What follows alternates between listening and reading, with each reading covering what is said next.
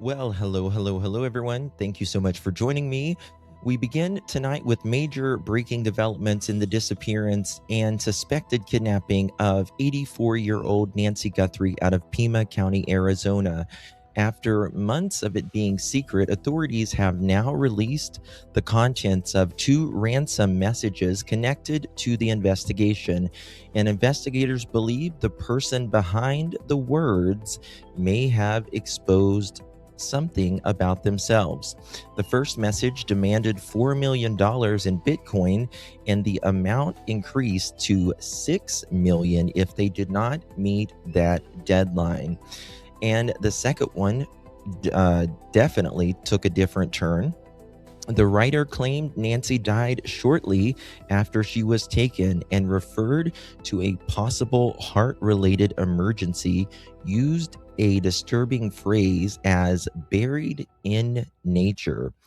Today, 6 months later, Nancy still has not been found. Pima County Sheriff Nanos put out a video that we're going to watch and discuss, and Savannah makes a statement, and a whole lot more on the other side of this. I've walked through storms in scars and grace, smile through pain with a painted face.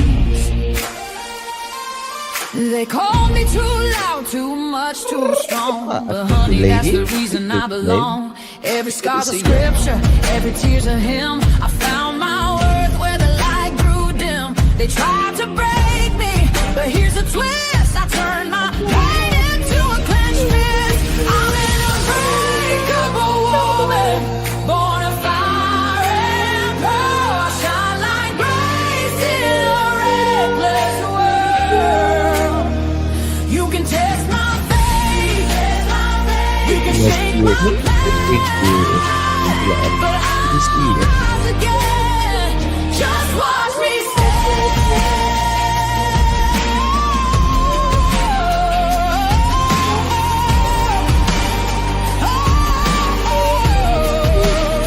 I've been whispered about and written off, judged by the gloss, not the cause. But God don't build weak hearts from gold. He made me fierce and he made me bold. I bend, I pray, I roll, I rise with mascara, tears and battle cries. Don't need your crown, I forge my own. From ashes, honey, I build my throne. I'm in a breakable soul, dressed in truth and pearls. The fight don't scare me, it lights my world. You can doubt my voice, but you'll hear my name. I'm holy and hood, and I'm done with shame.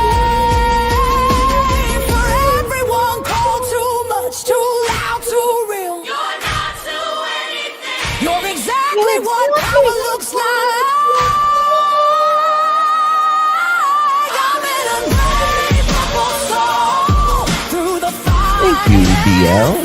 My scars are stories, my strength, my faith. Faith in my heart, fire in my blood. Energy Welcome, Caroline. clutch them pearls. Let's go, mother chickens. Hold up, lights on, chat in the room, another late night and another headline blooming. Coffee gone cold, but the story got heat, and one little detail keep tapping my screen. Coming in clutch, the timeline bends. We don't just scroll, we connect loose ends. Somebody said nah, that's probably enough, but the chat said Justin, we're coming in clutch. Run that back, don't rush that part. Something fell wrong from the very first start. Different day, same shaky excuse, and the math ain't mathing when we check the proof.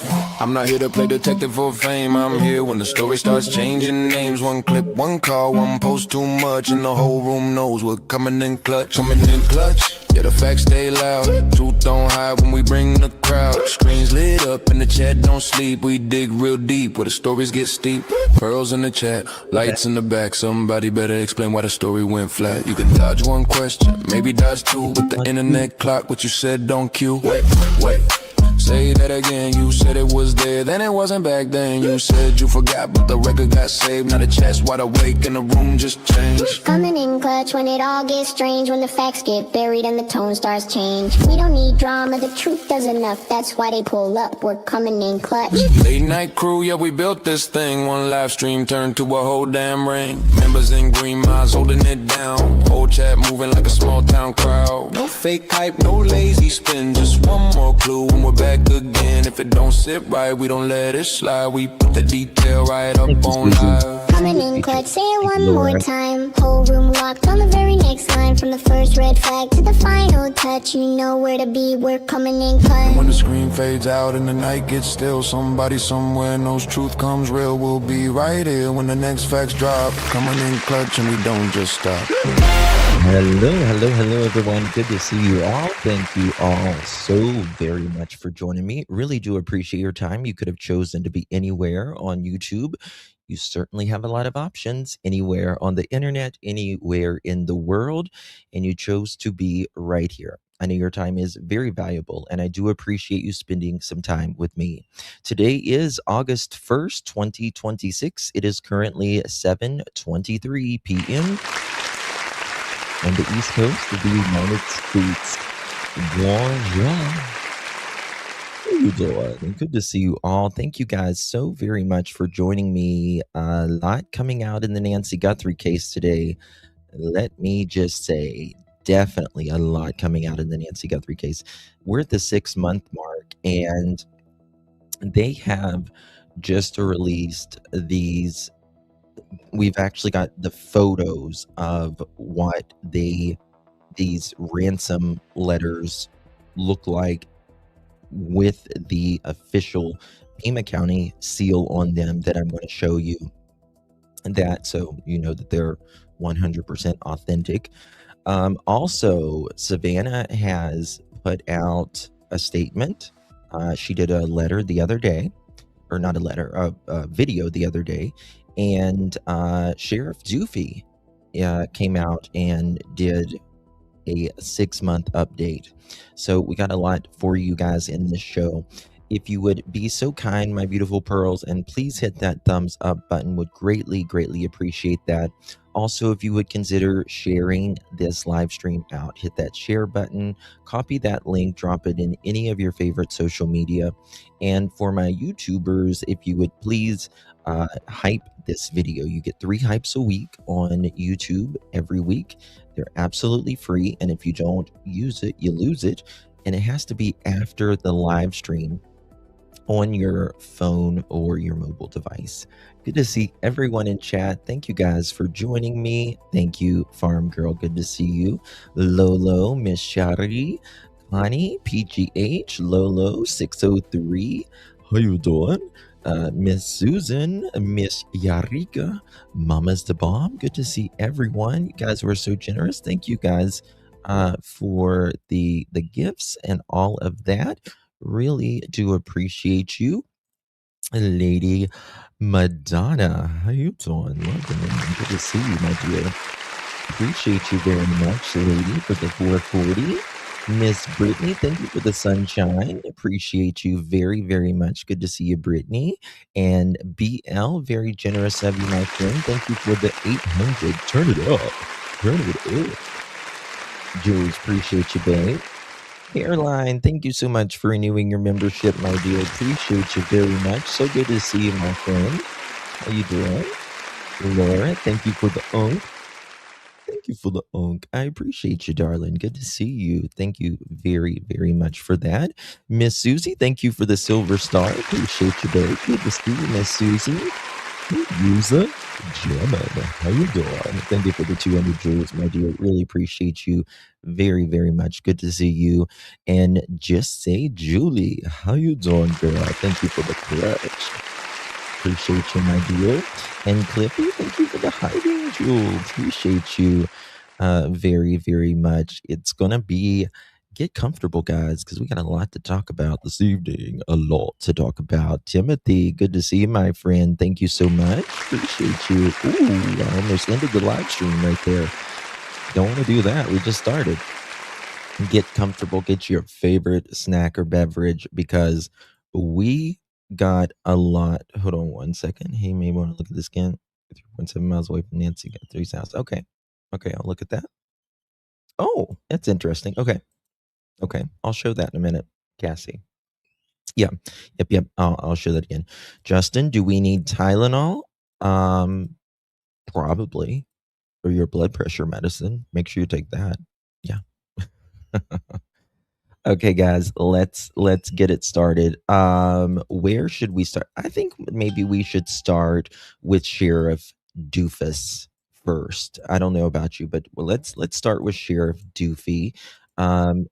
He did a 6-month update in the investigation into Nancy Guthrie.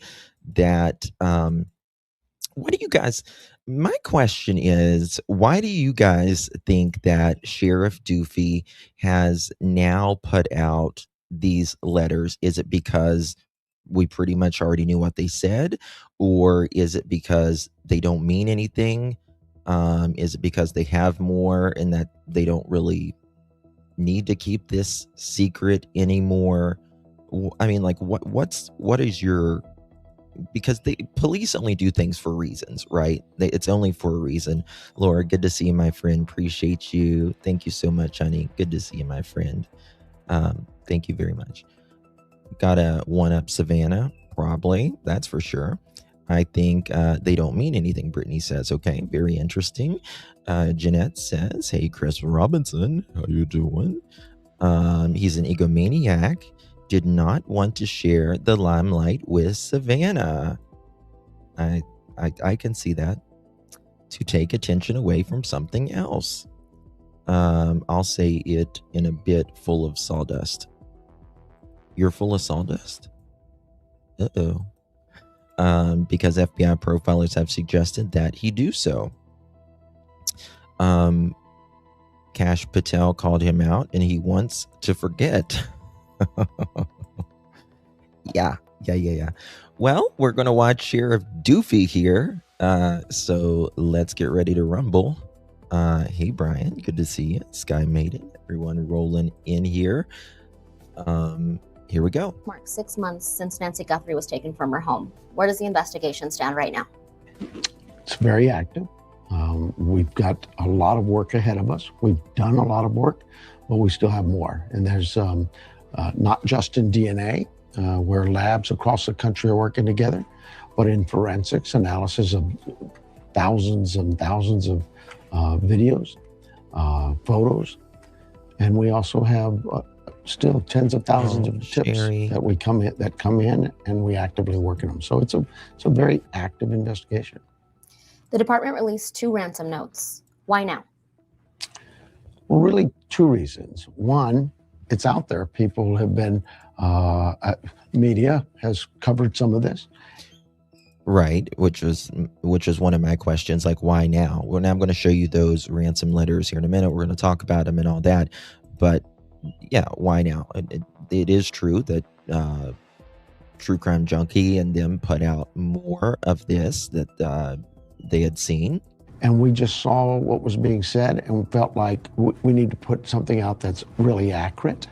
And this was the time we felt like investigating. Yeah, because Sheriff Doofy is, he's the one that's, full of accuracy, right? He's the one that's full of everything being so accurate. It just felt like there's a number of pieces of information in these notes that it just might jar someone to say, I've heard that, or the wording, the style of the writing is, might jog somebody to kind of think about who would have written this? How was this done?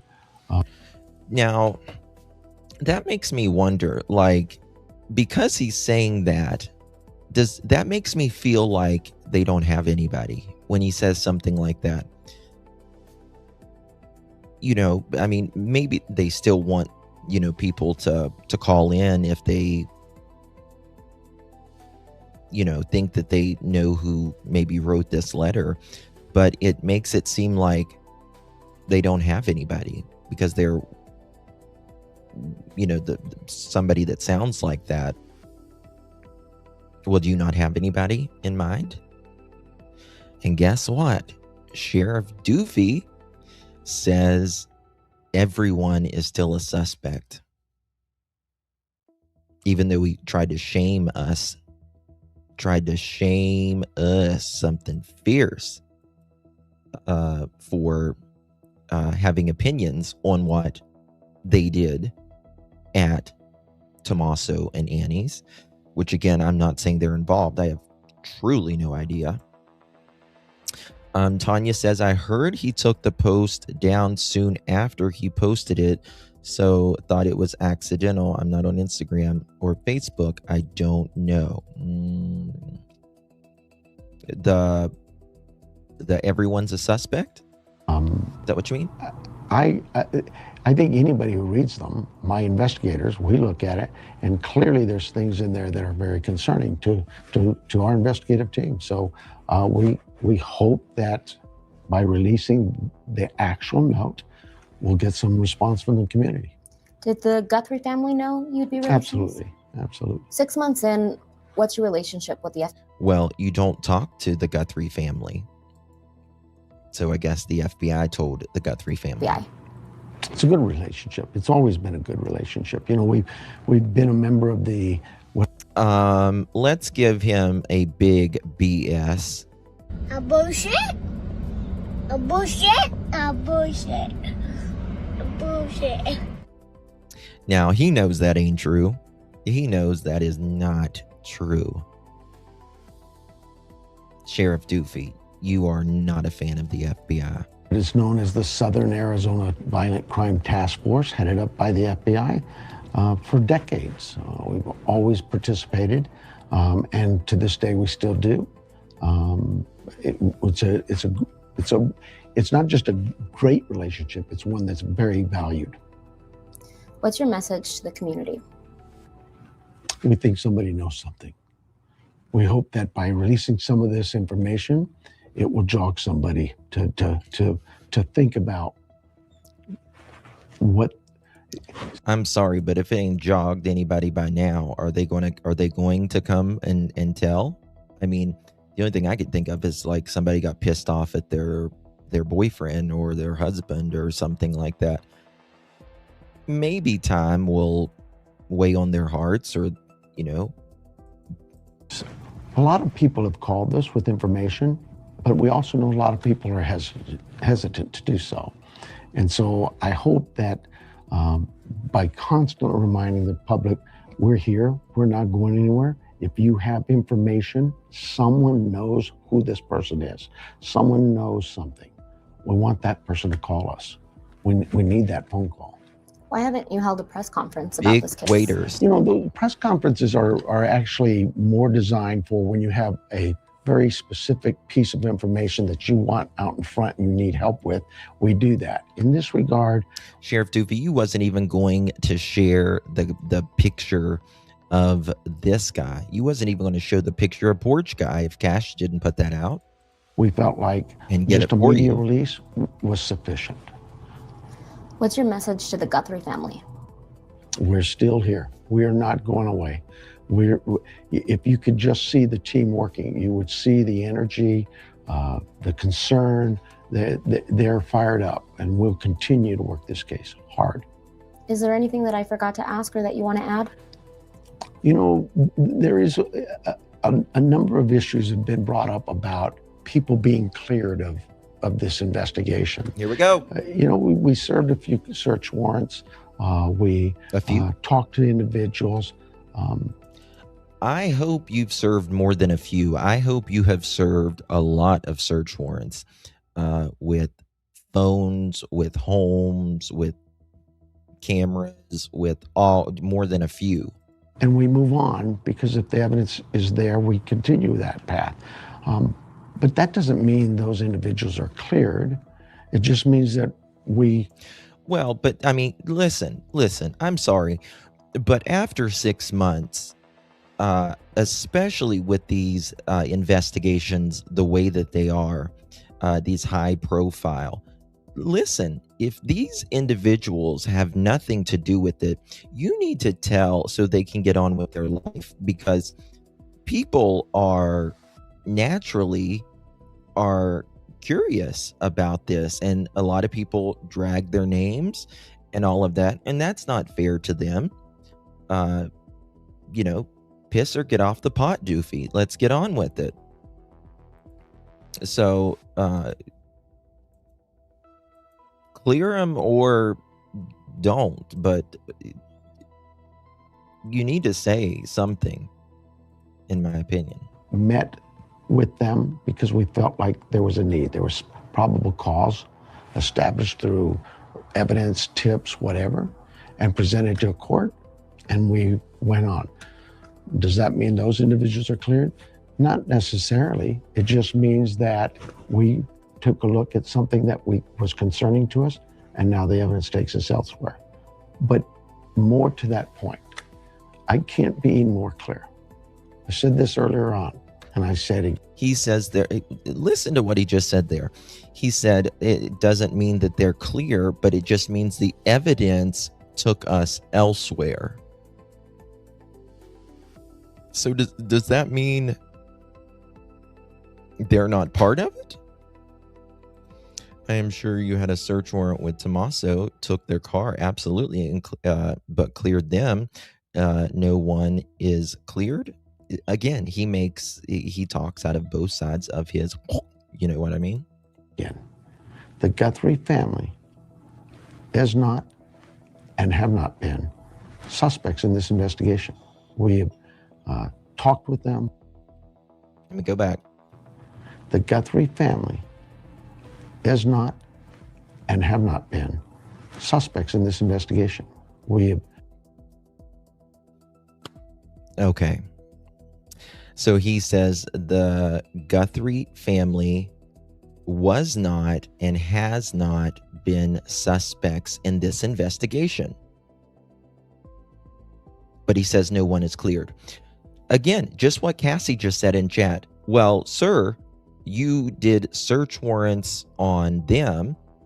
I believe Ashley Banfield, when they were looking at, when she talked to your guys, and they said they were looking, I'll just say from allegedly at Tommaso. And if they're cleared, why are you not clearing the other people that you did the search warrants on? It doesn't make sense. But he says no one is cleared. Thank you, Happy Farm Gal. Talked with them, worked with them. They are not suspects. They are victims of a very horrific crime. If someone does have information that may help investigators, where should they call? Either tip line, 1-800-CALL-FBI, or 520-351-4900 is the Sheriff's Department. I gotta go we back felt here. like there was a need. There was probable cause with them because we met with them because we felt like there was a need. There was Okay, he says we met with them. That would be Carlos. That would be Luke Daly. We met with them because we felt there was a need. Okay. They developed probable cause. Probable cause established through evidence, tips, whatever. Established through evidence or tips. Whatever.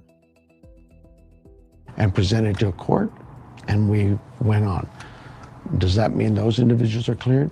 Not necessarily. It just means that we took a look at something that was concerning to us.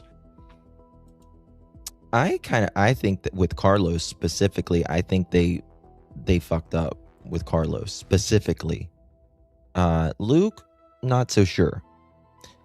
Carlos, I think they did. I can't get over learning how he lied about his work disciplinary history using excessive force that hospitalized a victim, resigned from El Paso before being fired. It was resign or be fired. Yeah. Look at his eyes when he talks about the Guthrie family. There's something more than what he's saying. I'm wondering if he's playing with words. You know, I mean, he says the Guthrie family. Is Tommaso considered the Guthrie family? And now the evidence takes us elsewhere. But more to that point, I can't be more clear. I said this earlier on, and I say it again. The Guthrie family is not and have not been suspects in this investigation. We have talked with them, worked with them. They are not suspects. They are victims of a very horrific crime. If someone does have information that may help investigators, where should they call? Either tip line, 1-800-CALL-FBI, I don't like or him. 520-351-4900 is the Sheriff's Department tip line. You can even call 911. We just need you to call. I don't know. You know, that's the thing. 6-month milestone. A lot of people want to check back in on this case. I don't know. That's the crazy thing, right? Are they suspects? Are they? He says they're not suspects, but he says everyone's a suspect. But again, I believe Ashley Banfield in her reporting. I absolutely do. You guys know I was the one that put out the thing about the lie detector test before anybody else, and. You know, they may have been, how can I say this? Obviously they were probably looking at Tommaso and Annie in the beginning. Maybe they were looking at them too hard and not looking in places where they should, and lost evidence in that time. You know, sometimes they can be on a warpath for someone they think may be involved and they're really not, and the other evidence goes to the wayside. Guthrie is not Tommaso's last name. That is true. Pam, thank you so much, love. Appreciate you very, very much. Good to see you, Miss Pam. Guys, make sure you're hitting that thumbs up button or double tapping that screen if you're on mobile, doing all that good stuff. Hello, nice Marie. Good to see you, dear. Hello, Miss Kels. How you doing? This is a new video that we're going to get to here in just a moment, but I want to get to everything else before then.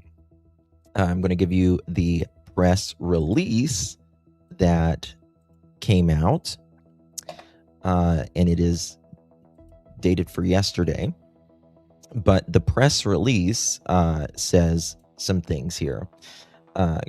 Of course, media release Nancy Guthrie investigation update video and ransom note details. We're going to show you the ransom notes, the actual ransom notes here in a minute. July 31st, 2026, the Pima County Sheriff's Department and FBI Phoenix Field Office have been working together for the past 6 months to locate Nancy Guthrie. Nancy was last confirmed at her residence in Catalina Foothills neighborhood. That's interesting. It says confirmed, that it is confirmed that Nancy was last seen. Okay. So they have to have that. I think that's a big thing, in my opinion. She was last seen at her Catalina foothill. Is there video that we don't have? Is it on the doorbell? Whatever. But they are saying Nancy was last confirmed seen at her home. So I think we can safely say, and I've always thought that she made it home and all of that, but that Nancy made it home. She made it home. Yeah, like tunnel vision. Yeah. Yeah. Okay. So I just wanted to say that part right there. Nancy was last confirmed at her residence in the Catalina Foothills neighborhood in Tucson on the evening of January 31st, 2026.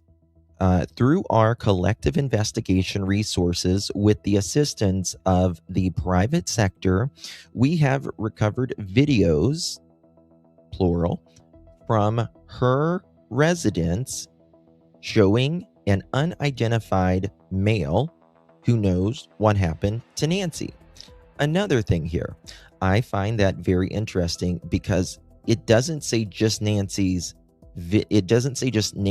home, right? What does it say here? Through collective investigative resources with the assistance of the private sector, that's you and me, we have recovered videos from her residence showing, okay, no, it says from her residence. Well, it says with the assistance of the private sector, we have recovered videos from her residence showing an unidentified male who knows what happened to Nancy. 2 videos recovered from Nancy's doorbell camera may be from 2 separate days. Those videos are critical to our understanding of the unidentified male's behavior and choices. They indicate he took steps to prepare for an event on the night of January 31st to February 1st. That made chills go down my spine. That made chills go down my spine. Brandy, thank you for 19 months. Rockstar. Appreciate you, babe. Good to see you. Thank you so much. And Patty, thank you so much for your jewels, my darling. Thank you so much. Really appreciate you, babes. One person, in my opinion, yeah. What just makes me, the videos are critical to understanding of the unidentified male's behavior and choices. This is what makes the chills go down my spine. They indicate he took steps to prepare for the event on the night of January 31st to February 1st. Yes, the plants did grow. Yes. Yeah, that as well. Hey, Cindy. That is creepy McCreeperson, if you ask me. This guy took steps to do this to Nancy Guthrie. He was preparing himself to do this to Nancy.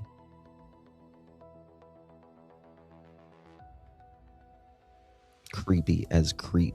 Caroline, thank you so much, babe. Appreciate you. Thank you for the clutch. Jules, babe, good to see you. Thank you so much. Absolutely. Premeditation, executed and carried out. Hey, Granny, good to see you, hon. So basically, they planned the kidnapping. Yes. Yep. Absolutely. We are asking for the public's continued assistance and are confident that you can further the effort. We know there are individuals familiar with this unidentified male who may have observed changes in his behavior around the time frame of the videos to include. Now, again, I might be reading too much into this part. I don't know. But it says, we know there are individuals familiar with this unidentified male. Does that mean, does that mean they know who he is? And it makes me go back to people like Luke Daly. Like Luke Daly. Does he know more? Did Kayla Day know more? I don't know. Thank you, Ginger, for 23 months. It's my anniversary too. Love my happy anniversary, girlfriend. How you doing? Hi, Justin. I don't mean to throw you off topic, but I came in and I have to say your sound is amazing. Well, thank you. I have the mono mic. It's a it's the top of the line of mono. What a Maano, not mono. That's a kissing disease. If it is publicly known that she had severe health conditions prior to the kidnapping, if she was kidnapped, then it was poorly planned. I don't think this guy is some. I definitely don't think, he's this affluent, highly educated guy. I think he's probably a college graduate, and that's about it. It does feel like they know who he is, just building a case, gathering evidence. It makes me wonder, do they know who he is, or are they just watching him while they build the case? Because that happens a lot too, right? They'll just build the case while they're watching him, getting everything together before they arrest him, right? So now she didn't make it to Annie's. No. They're not saying that. Not saying that at all. I'm so confused. Or are we speculating? No. She was last seen at her house in the later hours on January 31st to February 1st. No. She went to Annie's. She came home. Tommaso did drop her off. And she went inside. She absolutely confirmed made it home. I think the porch guy is a patsy. They're being used and eliminated on the... See, I don't think that, in my opinion. Everyone has a lot of opinions on this case, but I don't think that. This guy was there on January 11th and January 31st. He took... They're saying this guy took, how did they word it?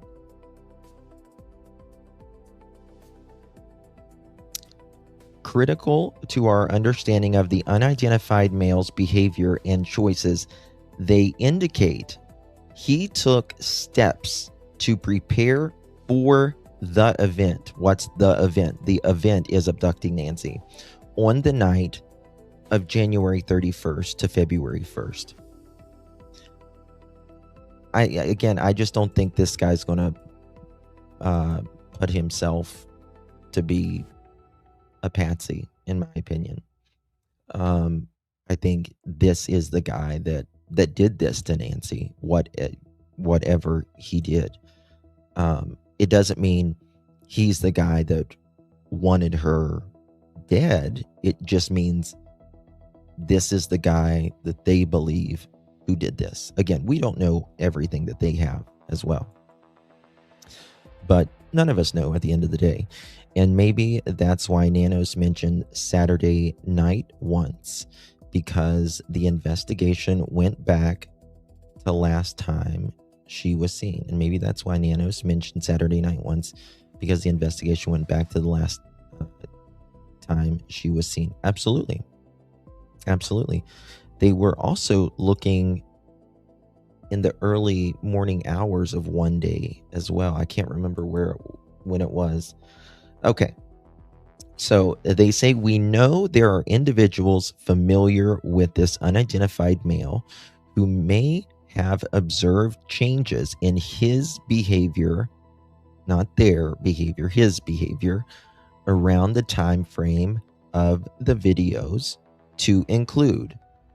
So they're going to give us a list of what this guy may have been acting like. Thank you, darling. Good to see you. I think there's a mastermind. somebody's the mastermind for sure. Who that is, whether it's this guy or somebody else, I have no idea.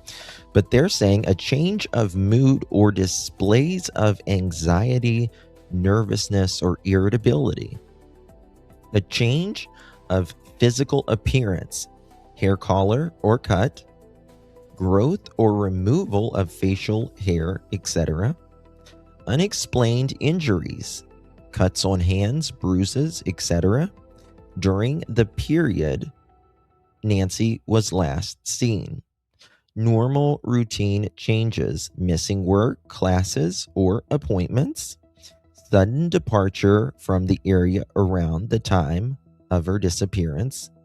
Vehicle cleaning and or repairs. Unexplained interest or disinterest in Nancy Guthrie's neighborhood. Noticeable intense interest or disinterest in the investigation, or an unexplained knowledge of the situation, right? So those are all really good points. You know, what really makes me question about some of this is this guy, whether it was the 11th or it was the 31st going into the 1st, it was always the weekend. Always the weekend. Why was it always the weekend that he came to the home? Thank you so much, Lolo. Appreciate you, babe. Good to see you. This is incredible. None of this was released to the public months ago. Yeah. Yep. Hey, Smiley. Good to see you. They should have said this sooner. I agree. Well, someone had an injured hand, but lots of suspicious people in the hood. Yeah. So I want to go over that. So a change in mood, displays of anxiety, nervousness, or irritability. I would say, especially, I would look into wherever this guy worked, if he worked, right? Think of people in Arizona in that area. Think of your coworkers. Does any of your coworkers kind of look like this guy? Did he show any nervousness, irritability? Did he take days off during the time Nancy went missing? A change of physical appearance, hair color. Did he cut his hair, letting his hair grow out? Did he remove facial hair? Did he have any cuts or bruises on his hands during the period Nancy was last seen? Normal changes in, did he miss work, classes, appointments? Did he leave out of town? Do you know someone that left out of town or quit work because they suddenly moved or whatever? Anybody scrubbing the hell out of their vehicle, repairing their vehicle? Any unexplained interest or disinterest in the Nancy Guthrie case? Some people, this person could be, generally, when something like this happens, a person will either go one extreme or the other, right? They will be so very much interested in this case. They may know things that you haven't heard anywhere else. And how do they know these things, right? Or they don't want to hear it at all. They want to avoid it like the plague. Noticeable intense interest or disinterest in the investigation, or an unexplained knowledge of the situation, right? So did this person, for instance, around the time Nancy went missing, and if they talked to you about Nancy's case, did they say something like, yeah, she had a white watch or whatever, they said she had a white watch in the bedroom. Well, that wasn't put out at that time, right? So if they mention something like that to you, or something that you've never heard anywhere else, and, think about things like that. a little bit late, American woman. Good to see you. Rescue Dog Mama. Thank you so much, babe. Appreciate you very, very much. Thank you for the sun balloon. Really appreciate you. American woman, thank you for the gold coin. Appreciate you guys. Thank you guys for the support. Really do appreciate you. Guys, make sure you're hitting that thumbs up button. Consider becoming a member of the Pearl family. We'd love to have you. 2 ransom notes attached. I'm going to show you those in a minute. Were sent to local and national media outlets. The purport to have been written by the kidnappers. The local CBS affiliate in Tucson, KOLD TV 13 News, received the first note on February 2nd. And the second note on February 6th. These communications reveal distinctive patterns of words, choice, syntax, and phraseology that reflect the writer's unique linguistic style. They also provide valuable insight into the person's mindset, motives, and the evolution of their tone over time. As with the unidentified male depicted in the video, we believe these distinctive linguistic characteristics may be recognized to someone who knows or has interacted with the note's writer. A family, a friend, family member, co-worker, classmate, or acquaintance may recognize these patterns of expression and possess information that could help identify the individual responsible.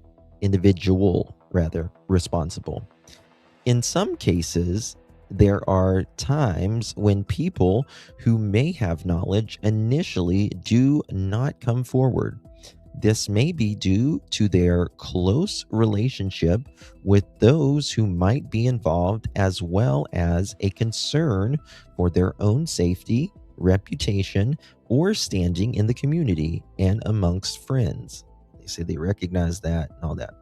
So they really want to know about this, who wrote this, right?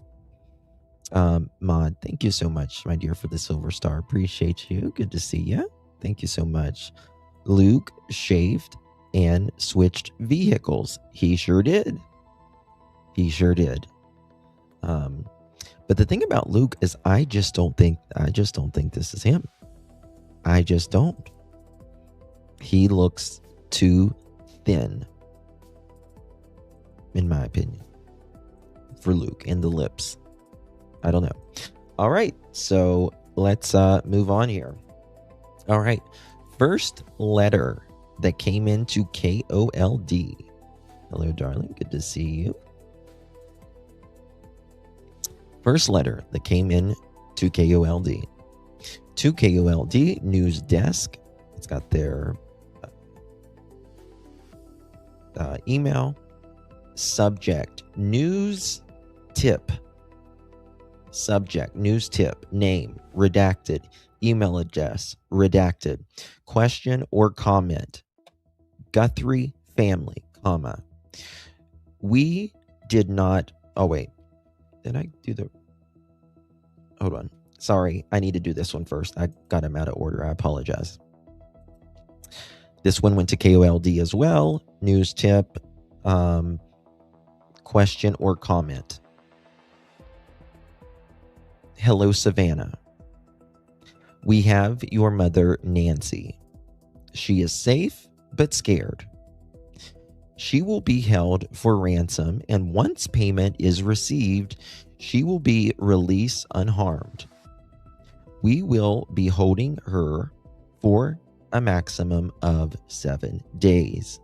You will need to send Bitcoin in the amount of $4 million before 5 p.m. Thursday the 5th. If payment is not received, the ransom will be increased to $6 million US, which will need to be paid by 5 p.m. on Monday the 9th. Once payment is received to the Bitcoin address below, she will be released within 12 hours of deposit to a safe drop-off location back in Tucson. If payment is not received by the last deadline on Monday the 9th at 5 p.m., she will be killed. Your mother is aware of this, and her life is in your hands. It is in the best interest of everyone to have this completed as soon as possible. You will not be able to contact me from here on out. There will be no negotiations. Do not play games. Law enforcement will not be able to help you. And there's redacted. She had a white smartwatch on the floor of the foot of her bed, and the white floodlight in backyard was destroyed. Please enter your date of birth. Redacted.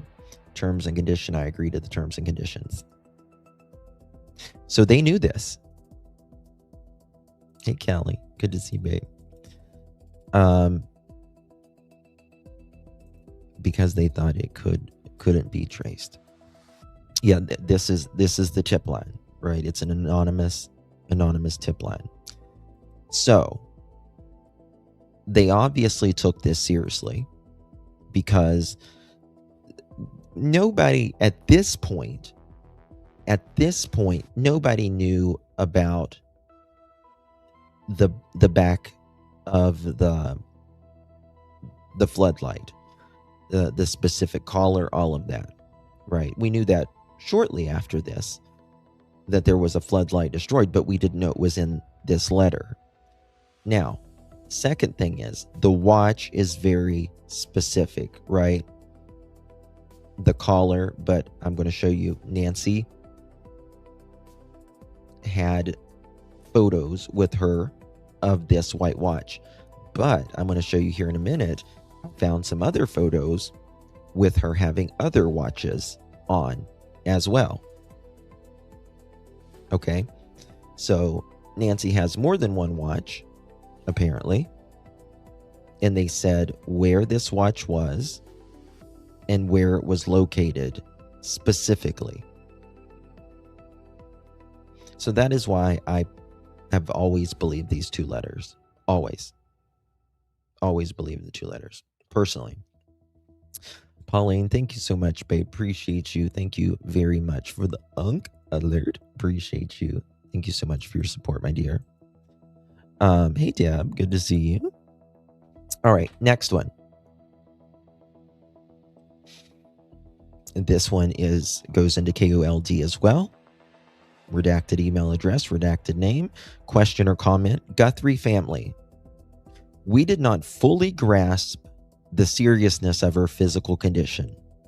We never intended to hurt her. That was not our intention. She perished shortly after she was taken. We believe it was heart-related. She is buried in nature now. Nothing you could have done could have changed the outcome. We want your family to know this and hope you can all find peace. We are truly sorry. Redacted date of birth. Or they've got something redacted here. Now that's interesting. That's interesting. They're not showing. What is this redacted right there? What is that redacted? Why are they not showing us all? This is still part of the letter because it's up above the date of the birth. I wonder what they're redacting there. So, a lot of things here. This certainly sounds like compassion. lots of compassion in this, right? Marlene, thank you so much for gifting a pearl necklace. I really do appreciate you. Thank you so much, my dear. If you received that, make sure you thank Marlene for making your day and gifting you a membership pearl necklace. Make sure you enjoy our members only videos and live streams. Just jumped on to say hello to everyone. Hey Nick, good to see you. Kidnappers don't speak that way. They don't have compassion. This was clearly written by a woman. I think it's a woman or a man in touch with his feminine side. But that's just me.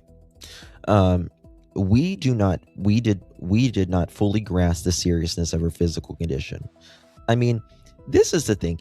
How do you not know an 84-year-old? Listen, any 84-year-old is delicate. One in good health at 84 years old is, I mean, what do you expect? She's 84. You do not get better as you grow older. We don't get better, right? Time unalives us. You know, we're on a conveyor belt, right? We're, you know, kids, right? Babies, rather, you know, juveniles, young adults, middle-aged, you know, senior citizen. Done. It's depressing. It's depressing. I mean, yes.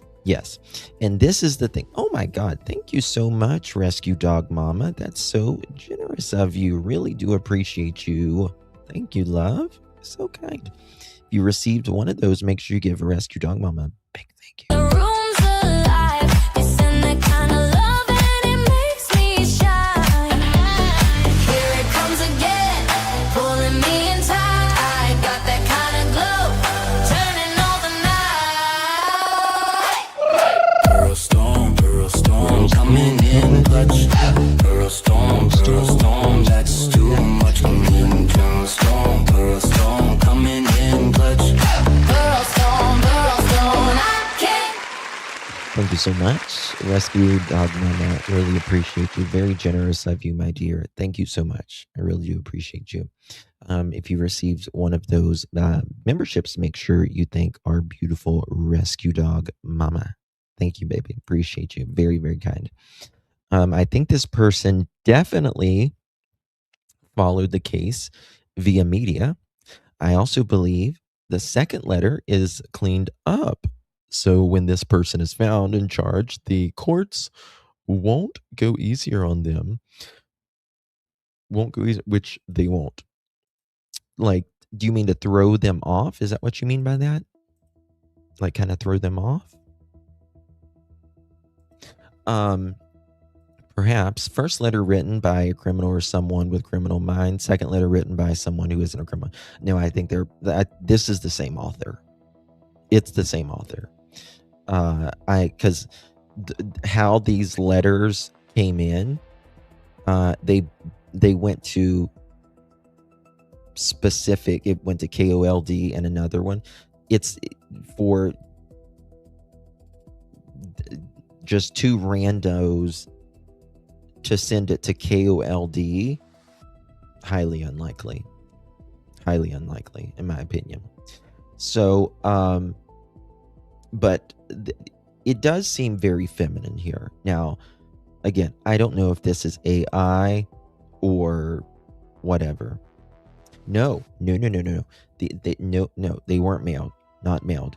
These came in a tip line.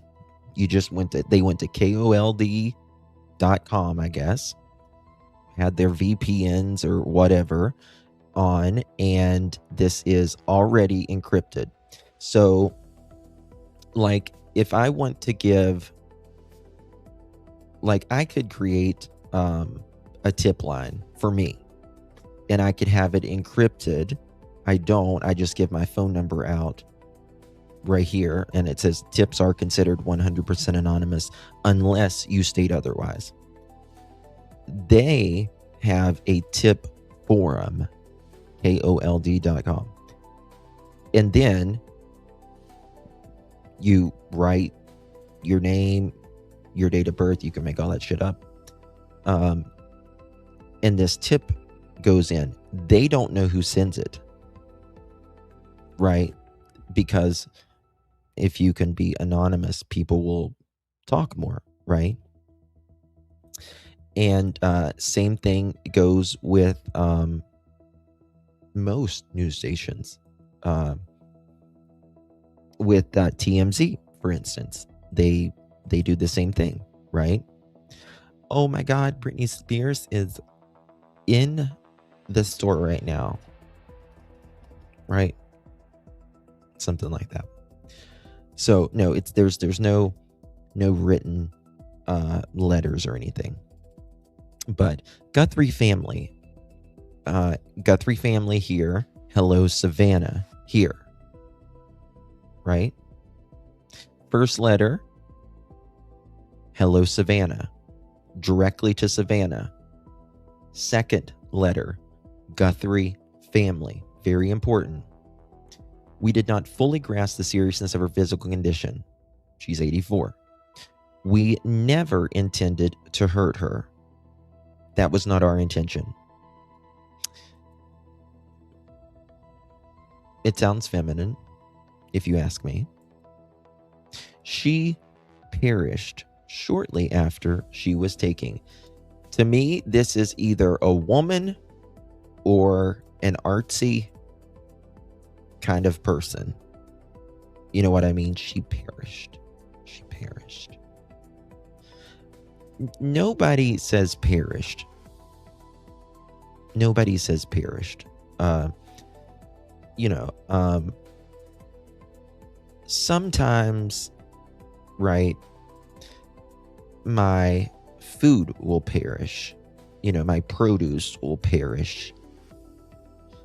But when someone dies, you say they died or dead or passed away. That's how you say it. Right?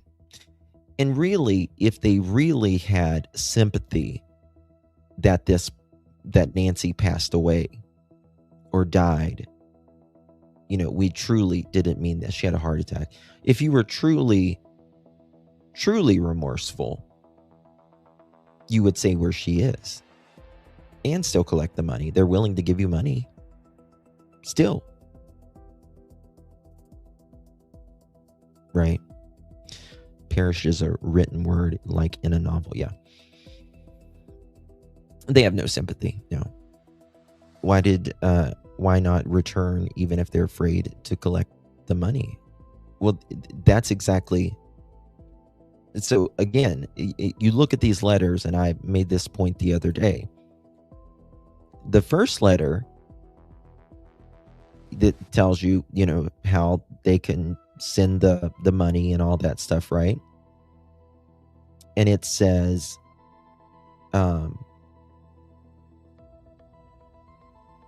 she'll be unalived, right? You have 7 days. She is safe, but scared. She will be held for ransom, and once payment is received, she will be released unharmed. Okay? This came the second, right?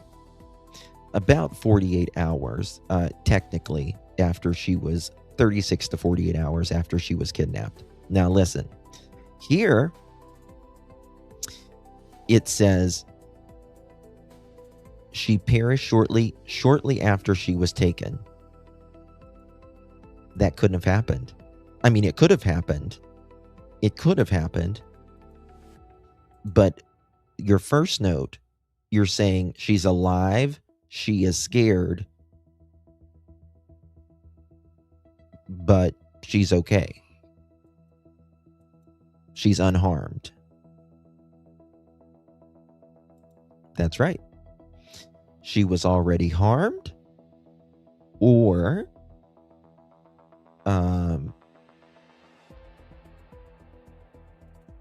they were just trying to get the money in this letter, the first letter.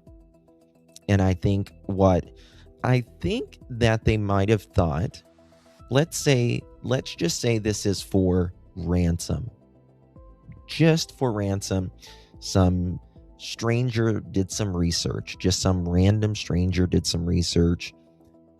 He thought he would some easy money. He was, down and felt like he couldn't get ahead, and he does this, something terrible like this. And he thought, oh, well, they'll just pay. Of course they'll just pay. She's worth a buku of money. She'll just pay. But something happened. Something happened.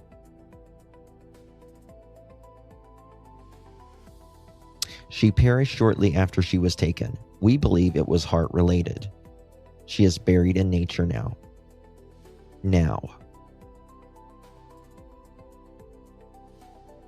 That makes me wonder, she is buried in nature now. That does makes me think that she may have been somewhere else for a moment. She's buried in nature now. Well, where was she before the now? Where was she before that now? Holly, thank you so much for the finger heart, babe. Appreciate you very much. So good to see you, Miss Holly. Thank you very much, love.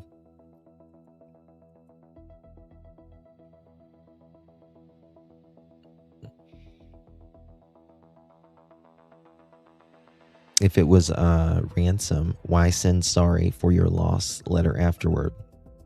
People who want ransom won't send you, I'm sorry for your loss. Well, I think, sorry, I was going to make my point earlier.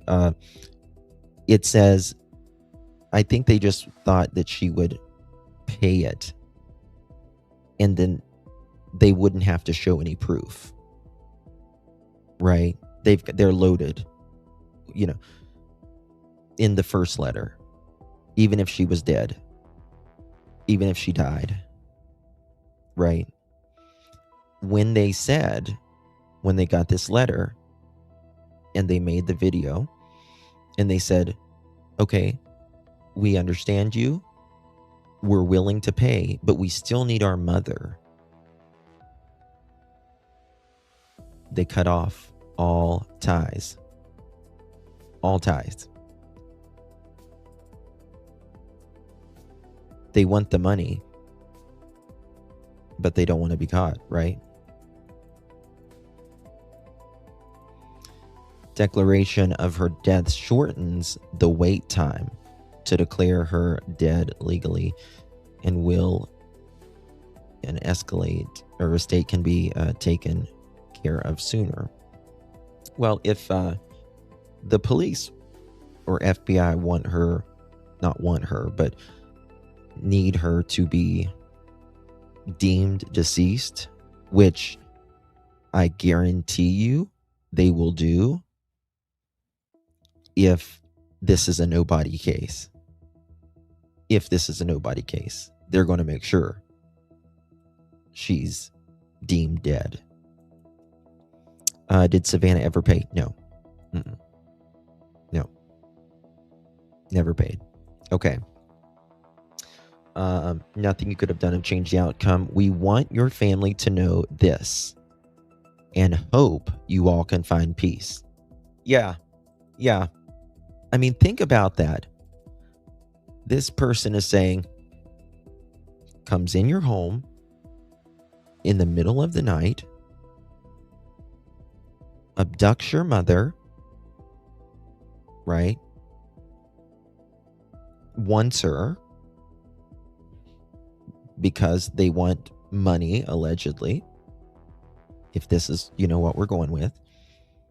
Wants the money. And then dies And then they write back and say, we're so sorry. We never meant for this to happen. We didn't realize she was that fragile. We hope you find peace, but we're not willing to tell you where your mother is. Sorry.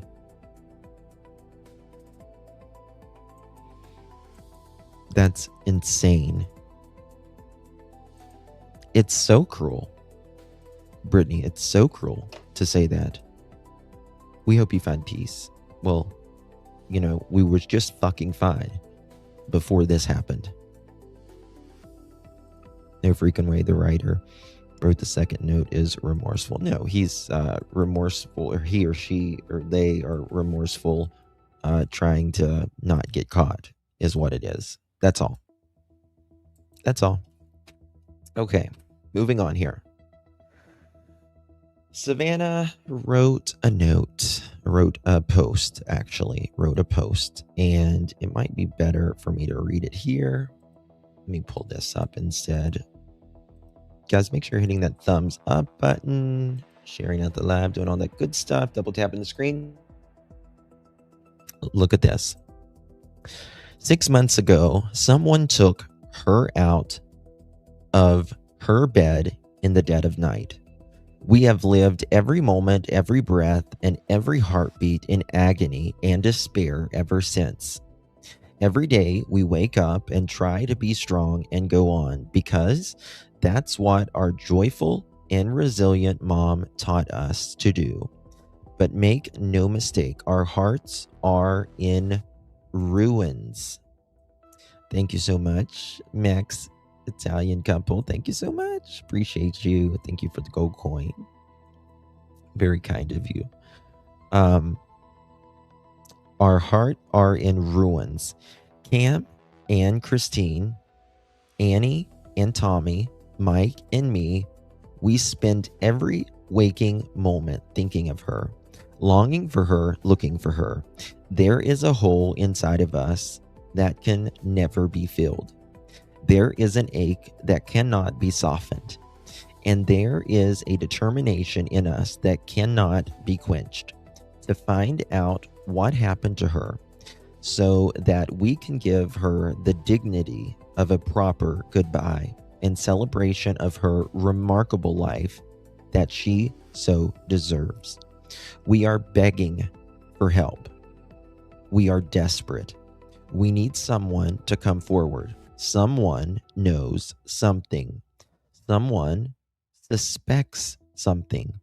Someone recognizes the writing in the ransom demand notes.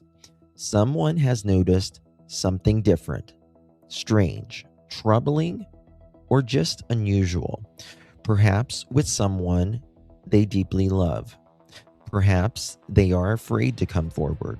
Perhaps they are conflicted. Perhaps they are angry or upset of being in this situation. There is a way out to tell what you know. You can do so anonymously. The reward is available. There is a way to end this situation and do the right thing. We are real people facing real grief, doing the best we can, and counting our blessings along the way, most especially in prayers and love from good people, which we feel deeply. We need your prayers. We need your kindness. We need the good to be stronger than the evil. If you are following this story for entertainment or for profit, you are not on our side. You are a part of the harm preparated against her. We will never stop looking for answers, and we will never stop looking for the light. We will always be hoping and praying and believing in the best of our world. In spite of circumstances, this is what makes our faith possible. Please bring her home. And Jenna copied that as well. Thoughts? What are your thoughts on it? I think Savannah is reaching out to the perps involving, including the ones that planned it together. See if they will say something or mess up by making the move. Why didn't Nancy get a notification the first time that someone was at her? That's a good question. Those cameras sent alerts or information hasn't been released. That is correct, right? This is my other question, right? I just thought of this. I just thought of this. You just made me something in my brain. How did they get this guy being there the 11th if there was no subscription?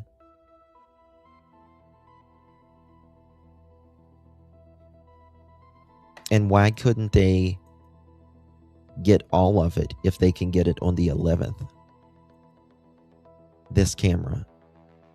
We have this guy the 11th without his backpack.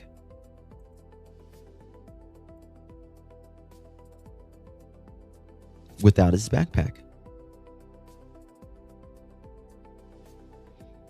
How did they get that? No, I wouldn't cancel that quick. Well, I mean, just look at this. January 2026 calendar. All right.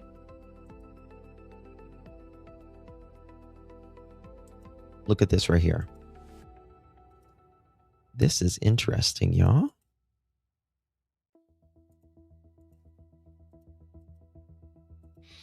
Okay. January 11th. Right? I don't know if they, it was after midnight, but January 11th. That's a Sunday. We'll just say the early hours of Sunday. Right? How did they get this guy being there, and they got the guy on the 1st, the 31st, and the 1st. We'll just say it was the 1st, the early hours of the 1st, February 1st. Now, if they can get it literally 14, 15, 16, 17, 18, 19, 3 weeks before.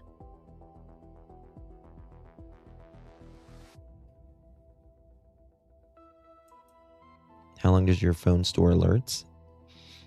I don't know. It depends. Maybe she had a subscription to some cameras, not just to Google Nest. No, I don't think she had it. But this is the thing. Both of the on the 11th with the guy without the backpack. That's the Google camera. That's the Nest camera. Just the same as it's the porch guy. It's just him on the 11th and porch guy on the 1st. How does that happen?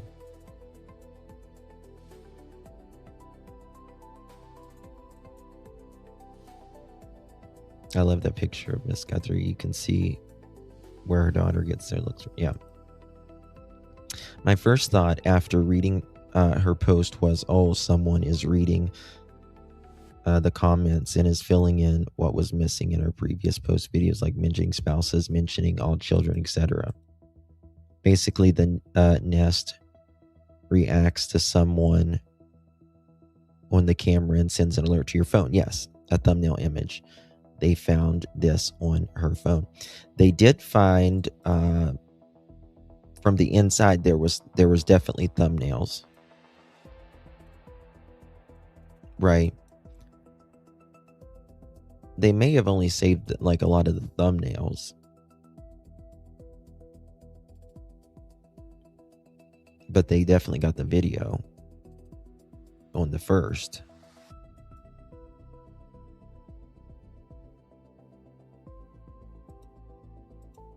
Who would know that there was hidden cameras in the home?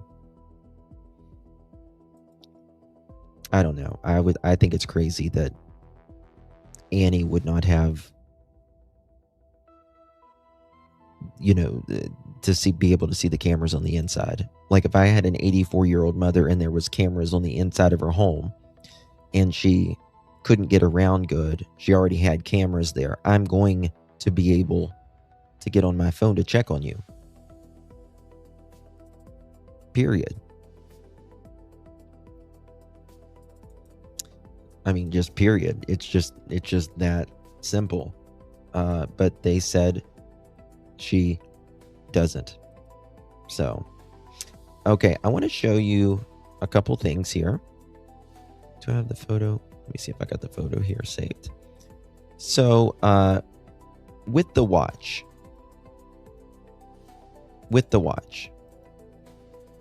I've got a couple things here.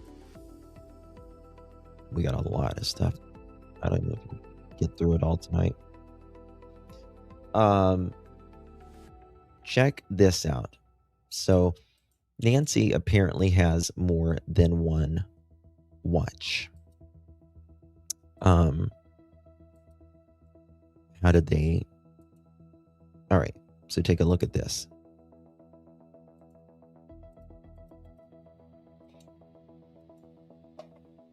Right?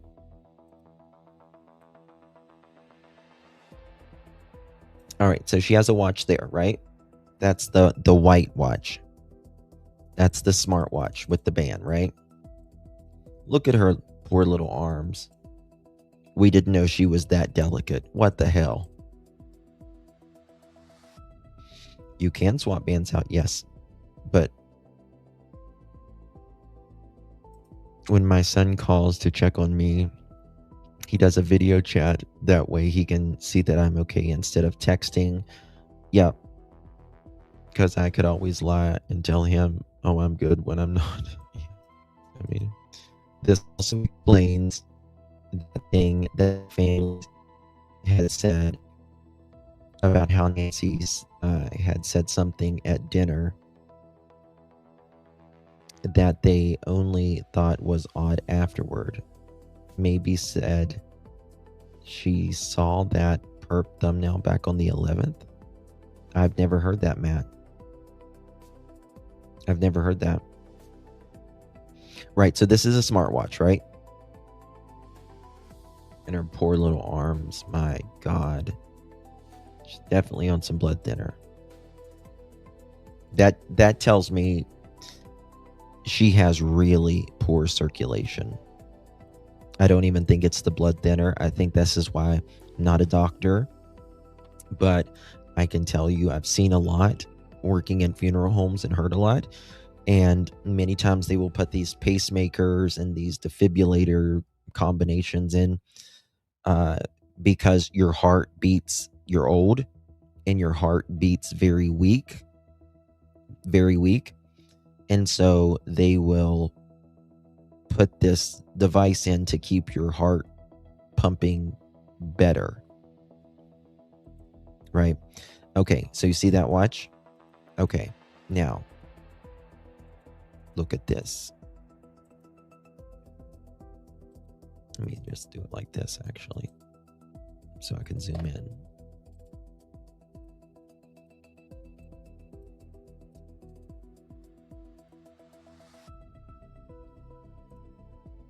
Right here. Now, there, I mean, she's a little bit younger there,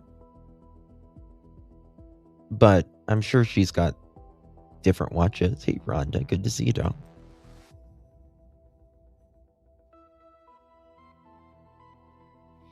In my opinion, this was planned in order to pull it off.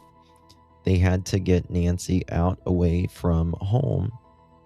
So what a great way to plan things. Well, 2 dozen roses, the thing, though, she is absolutely confirmed that she was at the house, according to the sheriff's department. You can't get a death certificate without death being confirmed. I think this letter was a confirmed death.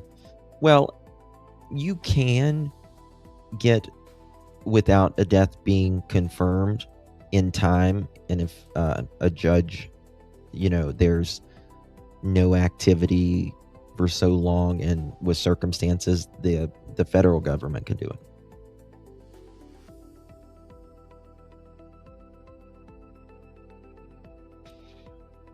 Does anyone else find it odd that her daughter is a millionaire but yet still had a mortgage? No. Not at all. Not at all. Not at all.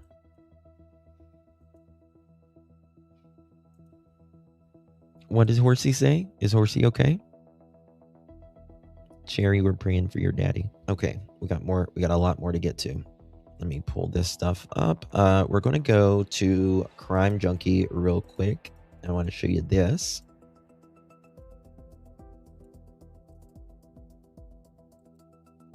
I'm back in Arizona, and today is technically the 6-month anniversary since Nancy Guthrie was abducted. So Pima County Sheriff Chris Nanos just put out a brand new video addressing a lot of things, and I want to thank the Crime Junkies because all of you that listened and watched me and Ashley's episode last week seems to have really moved the needle as to why the sheriff just released the physical pictures of the ransom notes. Here's what he said about it. The department released 2 ransom notes. Why now?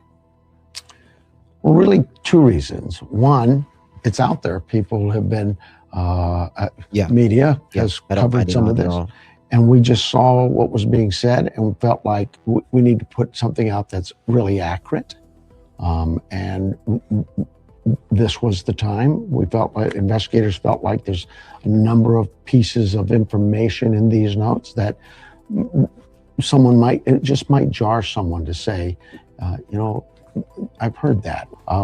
We hope that by releasing the actual note, we'll get some response from the community. Thank you, guys. It is so important for the public to have all of the information at this point. Something that somebody sees in that ransom note, they hear the language, they hear what this person is demanding. No, I don't think it's strange for her to have a mortgage or anything like that. They have financial advisors and all that, so I don't think it's odd, in my opinion, at all. I wanted to show you this on 331, 3.7 miles away from Nancy Guthrie's house. This guy was looking through my doors and windows last night. Be careful if you see him. I contacted police. Nerdy put this out. I don't think it's this guy, in my opinion, though. I think there's a lot of loons probably in the area. This guy's he's not wearing a mask. I think this guy is going to wear a mask wherever he goes if he's doing this, in my opinion. What do you guys think? Okay. Now we are going to get to this. Investigators have, quote, tens of thousands of videos in Guthrie kidnapping case, sheriff says. Tens of thousands of videos. We're going to go to News Nation now. Our friend Chris McDonough was on a News Nation talking about this today. Tonight. This is after 84-year-old Nancy Guthrie disappeared from her Tucson area home. The Pima County Sheriff's Office has finally released the alleged ransom notes that were supposedly sent by these alleged kidnappers. Now, as you may know, these notes have been the source of more than a little controversy in the months since Today Show host Savannah Guthrie's mother vanished, mostly because we still don't know if they're real. And though the cops still won't verify their authenticity because of something that I'm going to get into in just a little bit, it is important to read them in full. So here we go. The first alleged note that was apparently sent on February 2nd says this. Hello, Savannah. We have your mother, Nancy. She is safe but scared. She will be held for ransom, and once payment is received, she will be released unharmed. We will be holding her for a maximum of 7 days. You will need to send Bitcoin in the amount of $4 million USD, United States dollars, interesting, before 5 p.m. on Thursday the 5th. If payment is not received, the ransom will be increased to $6 million US dollars, which will need to be paid by 5 p.m. on Monday the 9th.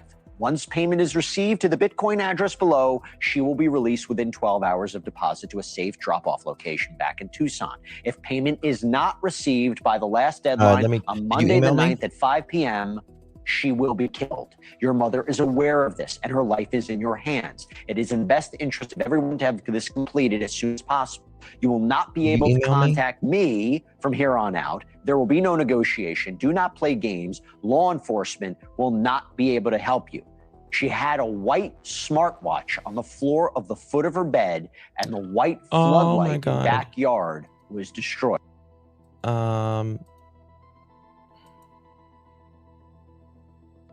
Gwen, who was it? Horsey, thank you so very much for the Cash App, honey. That's very kind of you. Really, really appreciate you, my dear. Is Horsey okay? I didn't see her in chat. I heard you guys talking about her. Thank you so much, Horsey. That's very kind of you. I'm looking for PGH's email right now. Thank you, Horsey. Very sweet of you, baby. Then you have the second alleged note. Very different tone. This was apparently sent on February 6th, so 3 days before the deadline from that first note. It says, Guthrie family, we did not fully grasp the seriousness of her physical condition. We never intended to hurt her. That was not our intention. She perished shortly after she was taken. We believe it was heart-related. She is buried in nature now. Nothing you could have done could have changed the outcome. We want your family to know this and hope you can find peace. We are truly sorry. Guess what, guys? Our DD is back. Deception Detective. He did a video 9 hours ago. Our big DD. Now, despite the fact that the sheriff's office couldn't authenticate the notes, they are now asking for the public's help in finding whoever wrote them. Said in a press release, quote, these communications reveal distinctive patterns of word choice, syntax, and phraseology that reflect the writer's unique linguistic style. We believe these distinctive linguistic characteristics may be recognizable to someone who knows or has interacted with the note's writer. And the cops also asked for tips on anyone with sudden changes in behavior around the time of Nancy's disappearance, including sudden interest or disinterest in the case. That can be key. So does this plea from the police mean they think the notes are real? Is there something in there identifying the sender? Do you recognize something? Or is this just a Hail Mary play from an investigation we'll go that look is at that finally hit a wall? Joining me now for a closer look, so happy to have him, Chris McDonough, the director for the Cold Case Foundation. He is also a retired homicide detective and co-host. Chris got him a haircut, guys. Look how handsome. The interview room. Good to see you, sir. Good. You tell me, why would they release this now? Why not release it earlier on? It's been a while. Well, that's a great question, Jesse, but I think obviously what they're trying to do is legitimate, find a legitimate connection and relationship to the notes and to the suspect at large. Is this a smokescreen that came in because of the attention that was drawn to this particular situation, or if in fact they're trying to establish, are these legit? But they don't have anybody. In other words, if they knew this was one or two people, they wouldn't be making it public. So I don't feel like they have anybody in mind. Yeah, no, I concur 1,000%. And what's interesting is the structure of the particular notes as a whole. I mean, I've been hammering it all day. I mean, if you don't have anybody in mind after 6 months and you've got a damn video, come on now. I was just thinking about the Deception Daddy the other day. Yeah. On some things, and we're going to see. I kind of want to point a couple of things out to you. Please. First of all, note number one, Nancy is mentioned just one time in this whole entire conversation between note number one and note number two. And the reason that's important is the following. The word we in the very first paragraph there is mentioned 2 times. We have. That's a good point, Lisa. That's a good point. Remember, Tommaso teaches, and whoever wrote the letter mentioned English doesn't sound like the first language. Tommaso is from Italy originally. Right. He speaks Italiano. Yes, that's a very good point. Right. So he's not American. He's full Italian. We will. Okay? The word she is mentioned 6 times. She is safe. She will be held. She will be released. She will be released again. She will be killed. Now, the other really interesting thing is the word received is mentioned 4 times. Is received, right? Not received, is received. And one of those received is spelled incorrectly down there, where if payment is not received. Yes, yes, that there is, and that that also makes me think that this was not ChatGPT. Yeah, he does, Rutui. He does. Yep.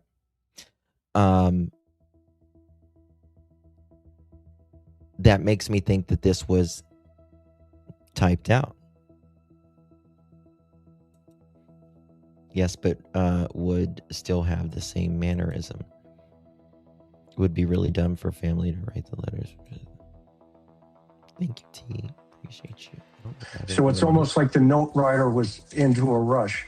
Now, if we go down to the bottom and we see the word she again for this last part about there's a white...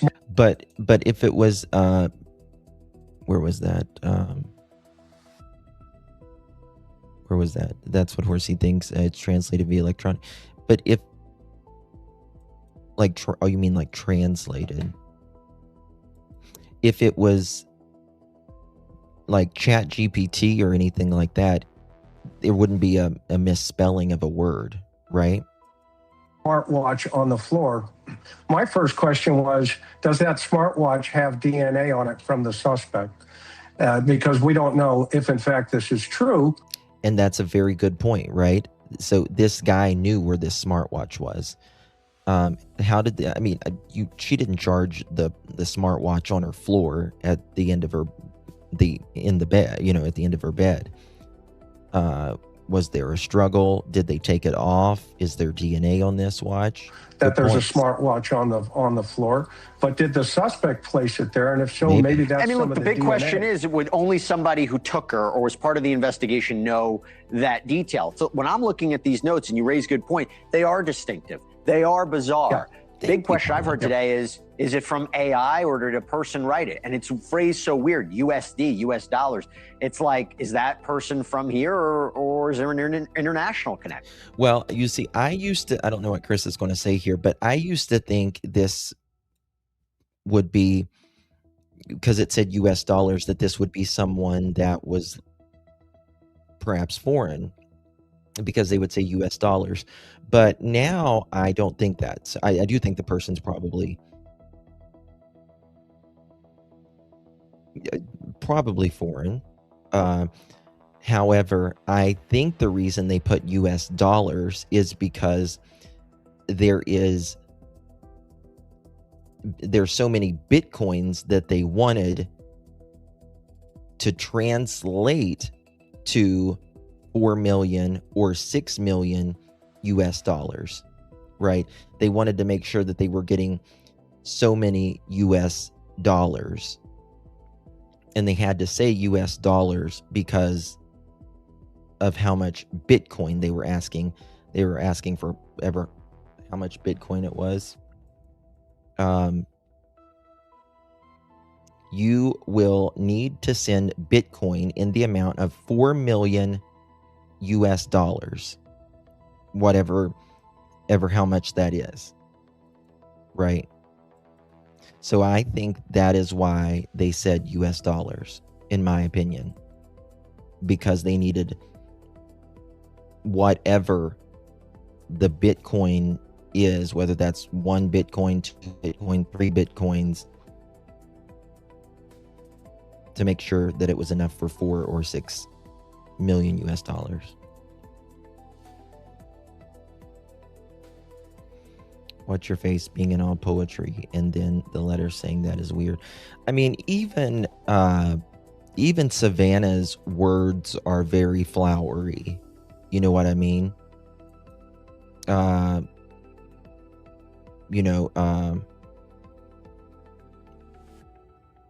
You know, and again, it sounds, she's a female, Savannah, obviously, but every day we wake up strong to go on, but that's our joyful and resilience. And she's,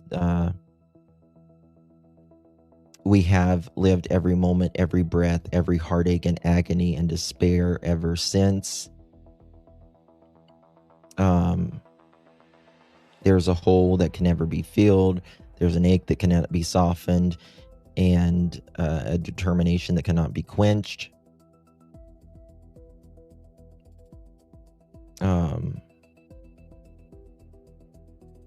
And then, she talks more on that and stuff. So, yeah, that's a great question, because, AI certainly could be in play. But when you do that comparative analysis against note number 2, let's take a look at that one as a whole. The Guthrie family is now addressed. Why the sudden shift away from Savannah? Now we're going back to the Guthrie family. And here's what's really stark that jumps out. The word "we" again. The word "we" jumps at 5 times in the second note. We did. I. We never. What does that tell you? What does that tell you? Well, it tells me that there's an emotional shift in whoever put these notes together. Whoever used AI, or whoever used, the actual, their own verbiage in relationship to assembling it. There's an emotional shift that takes place. So it's almost a panic that takes place. And then does that mean that you think it's legitimate? Do you think it's from the same person and it's legitimate? They're telling the truth about what happened here and they feel sorry? Well, it's definitely not the guy on the front porch. That guy came to take, Nancy Guthrie with a gun. Oh, that's very interesting. Yes, you put your money in US dollars account through a platform, then you purchase the Bitcoin. Very interesting, Kelly. I don't know. I'm pretty illiterate when it comes to cryptocurrency. I don't know anything about it, but that's very interesting. So I think that's right, in my opinion. Kathy, thank you for the gold coin. Appreciate you, dear. Good to see you. Thank you so much. And you look at Annie's letter she left at the memorial at the front of the house. In the letter, it said "we." Yeah. Kathy, thank you for the gold coin. Appreciate you, dear. Thank you so much again, honey. Really appreciate your support. I agree. This does not sound like someone whose first language is English, Italian, Spanish, or Portuguese, in my opinion. Let's see here. No, they're only concerned about themselves, 1,000%. I think the whole buried in nature saying it leans into a very dark pantheism. How do you say it?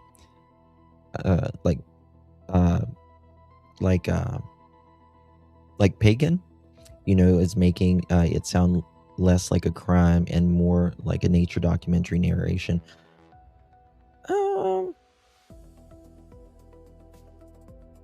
I don't know. It's like, if they're sorry, say where the hell she is, where she is. Everyone's buried in nature. So he's not ending this conversation or this story with "we are truly sorry." That ain't happening.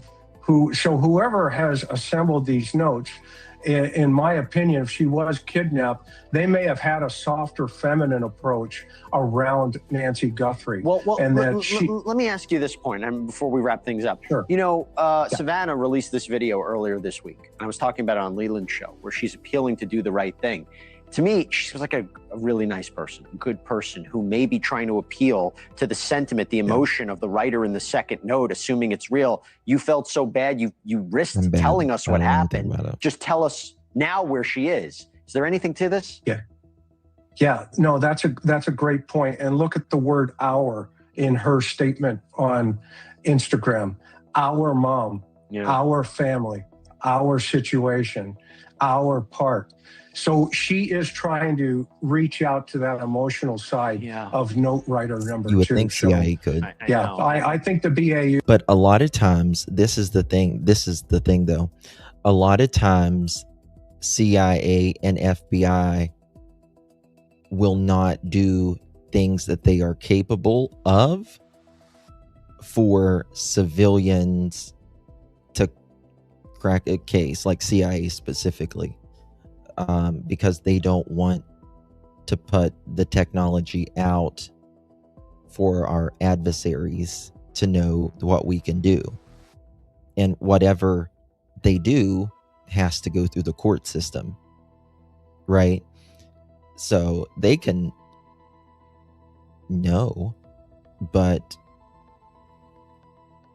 they won't put it all out, because, you know, so they can only put out what they can put out that go through the court system. They have cracked a lot.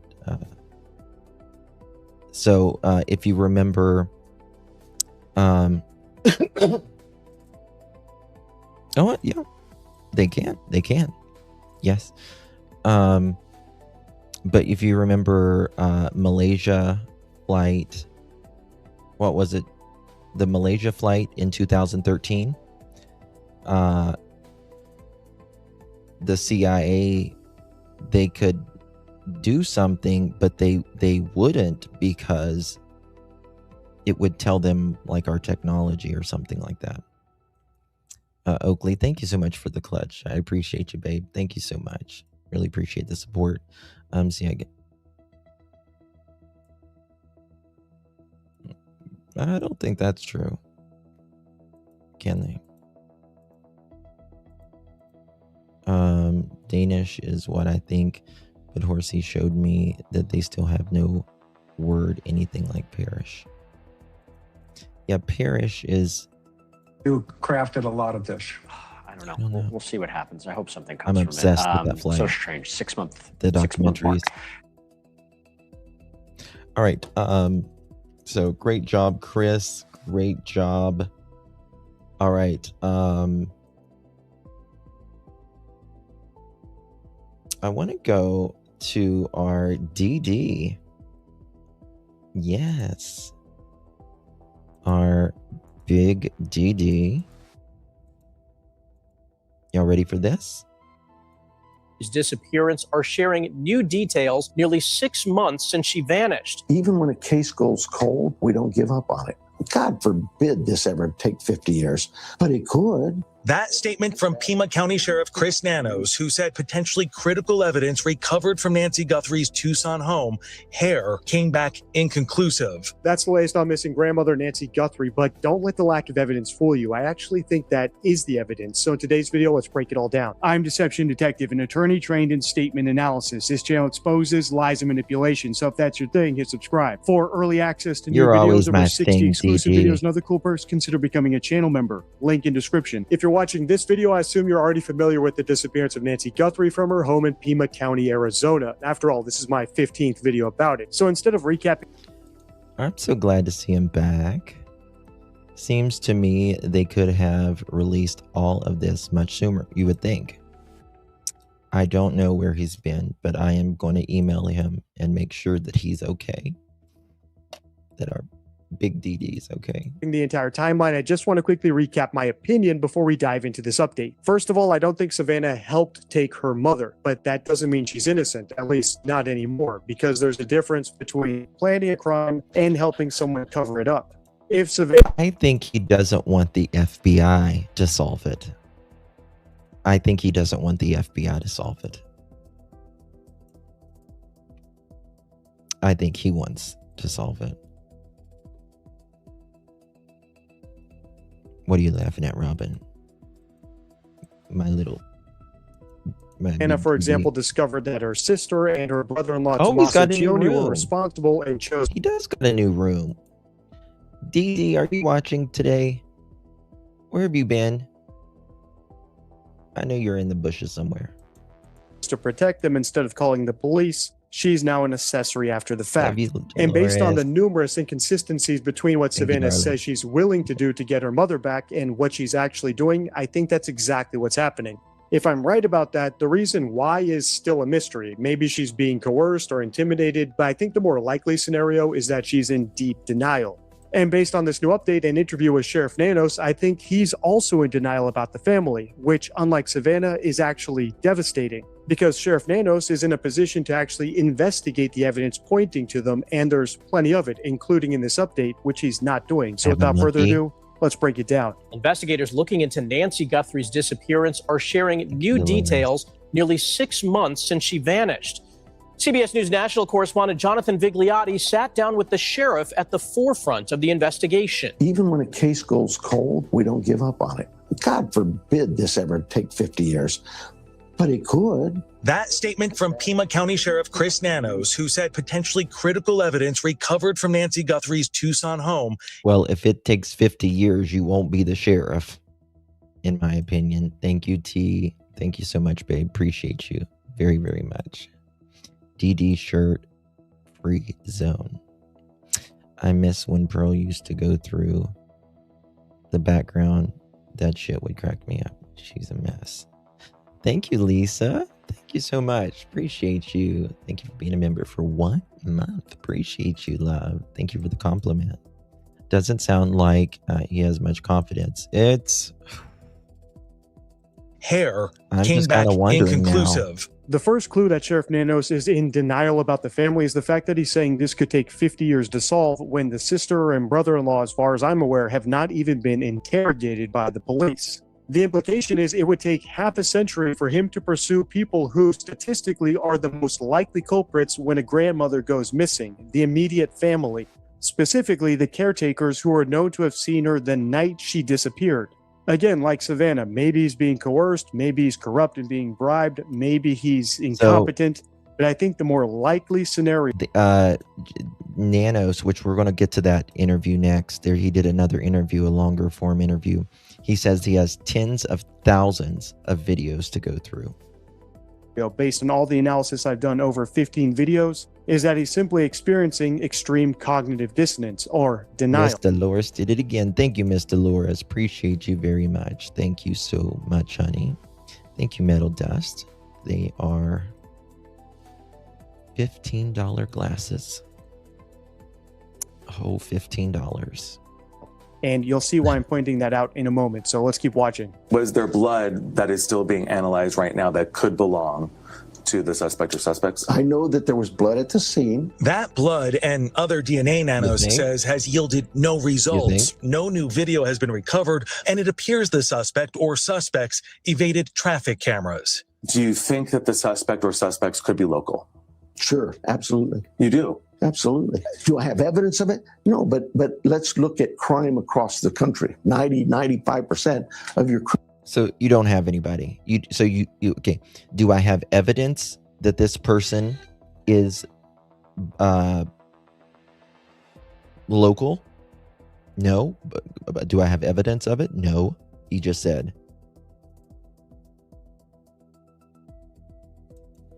Listen.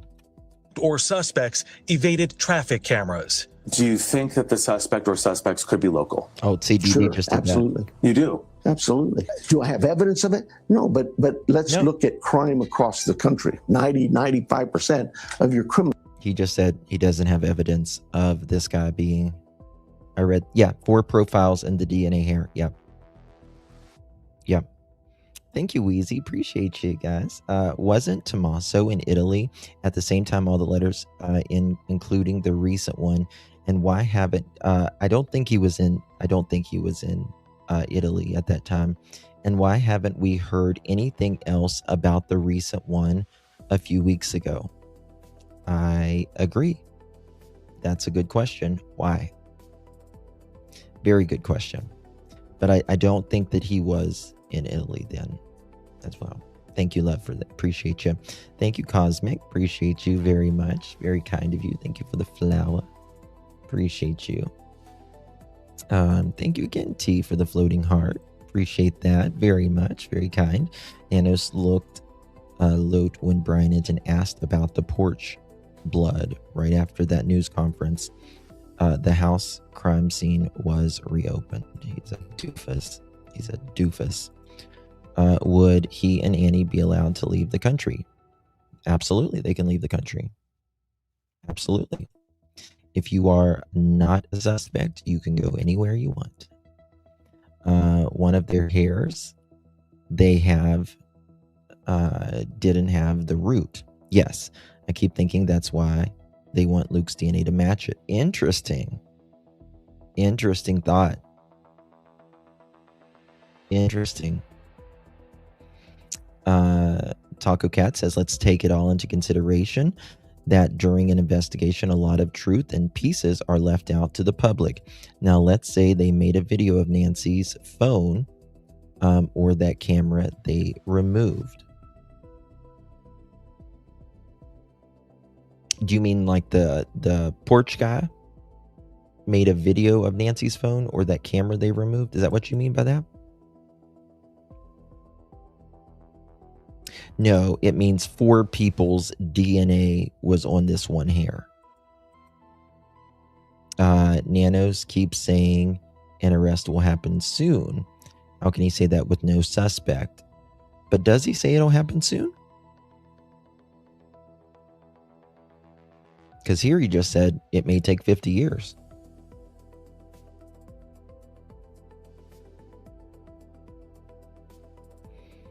Justin, they were perfect. I purchased a pair. They were only $10 and they have been the best. Yeah.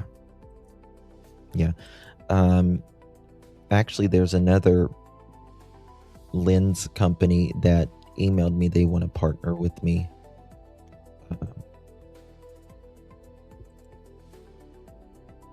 That would be my first sponsor. I have noticed that any suspect or a person that they have detained, they all have been of a related. They have all been related descent, it seems. What do you mean? Oh, yes. Yeah. They've all been Mexican or Spanish, right? They took Luke's DNA that night. I watched it live. Yes, but they also took it in May as well.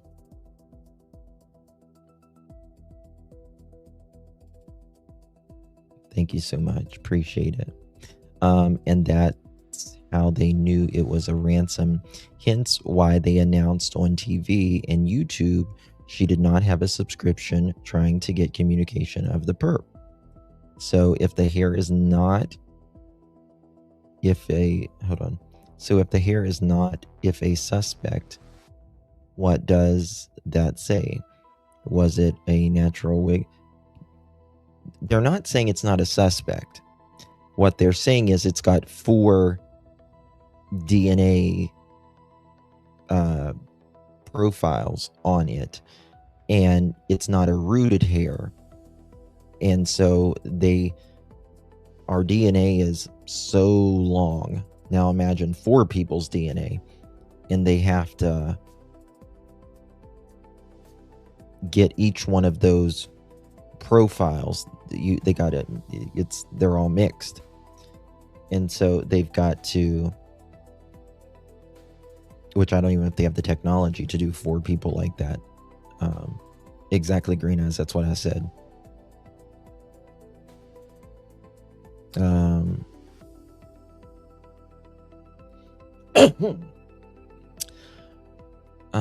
Fifi, I don't think it's him.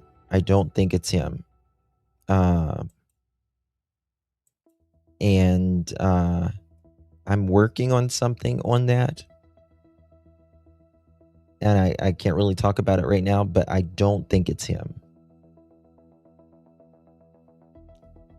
Because I've talked to him behind the scenes and stuff.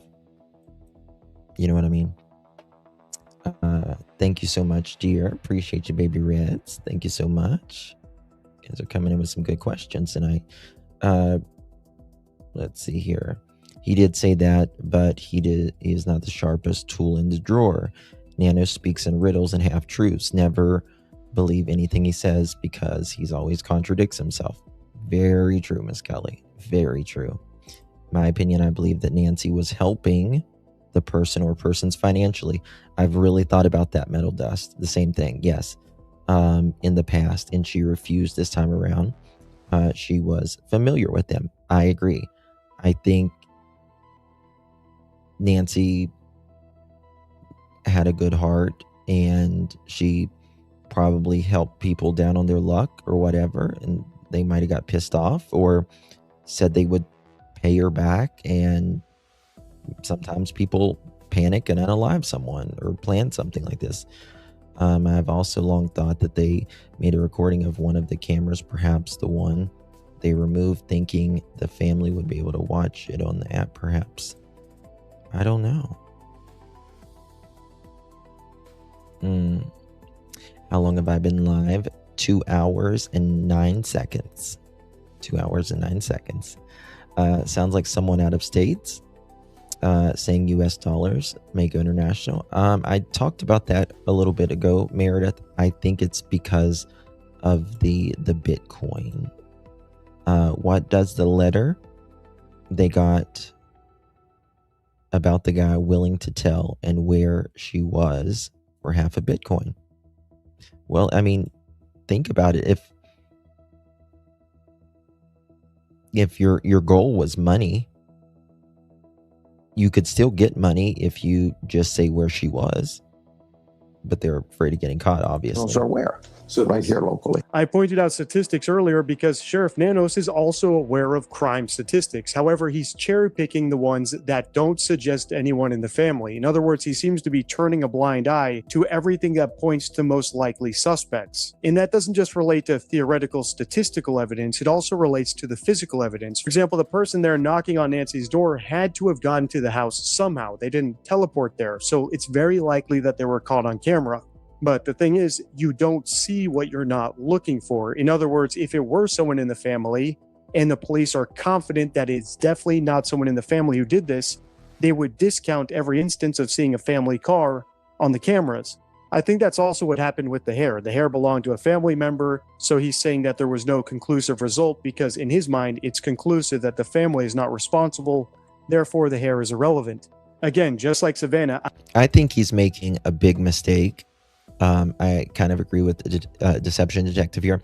I think he's kind of making a big mistake by saying the family is clear. You notice how the FBI doesn't say that. They will never say that. They just charge. Miss Kelsey, thank you for the high five, my dear. Really appreciate you. Thank you so I'm not saying this is because he's evil and trying to help the person who did it get away with it necessarily, or that he's corrupt. Really, I think it just boils down to cognitive dissonance. When you're experiencing it, you just don't know it. Here's how I explained it in a previous video analyzing the blood samples that they discussed in this interview. According to the New York Post, the DNA found in Nancy's house can't be analyzed for a year now because the sheriff sent it to Florida instead of simply turning it over to the FBI. In other words, that's simple. What? I did not hear about that. It can't be analyzed for a year?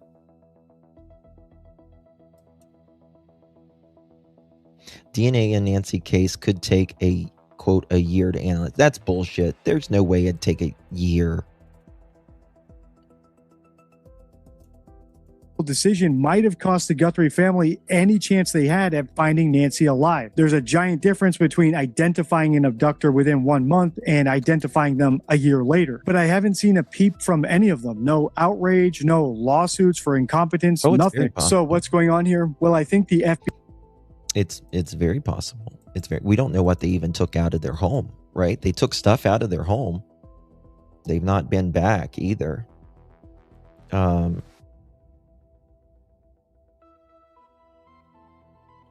As well.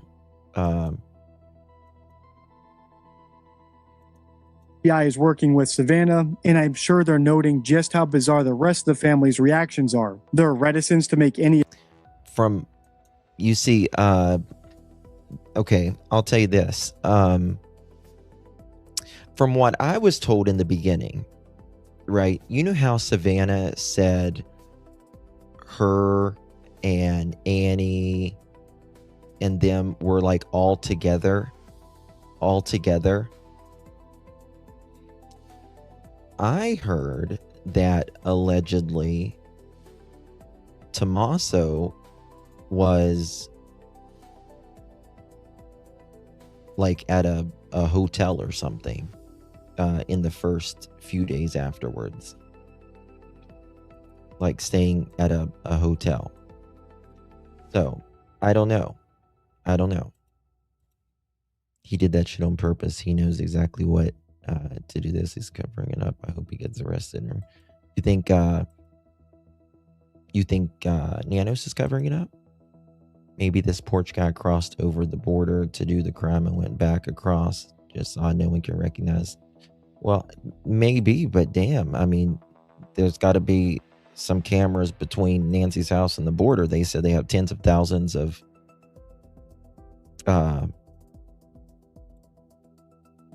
videos.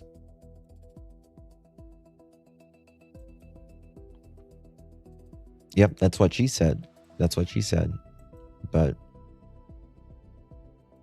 appeals to any kidnappers the way Savannah is doing, their reticence to make any complaints about how the police are fumbling the investigation, or any statements or appearances at all. That video was from 5 months ago, and hopefully the point I was making in it is clear. If deep down you're dreading the results of a DNA test, you might just... Did she not say that?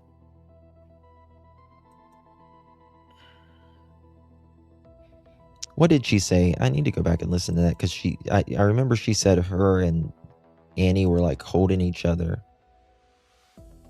They said that they had to move because they found some where they were staying. Yeah, but she said like in the middle of the night.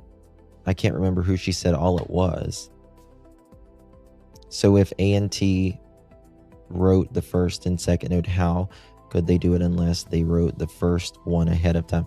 Well, it does seem like the first one, I mean, it came about 36 to 48 hours after, but it seems like it was written before it happened, in my opinion. Very, very ritzy house. Just go out of your way to send it somewhere where it can't actually be tested, or it will take a really long time to get the results back. In Savannah's case, she might be dreading deep down that the blood actually does point to her brother-in-law Tommaso or her sister, and in Sheriff Nano's case, he might be dreading that it does the same because he's publicly said that the family is not guilty. Yeah.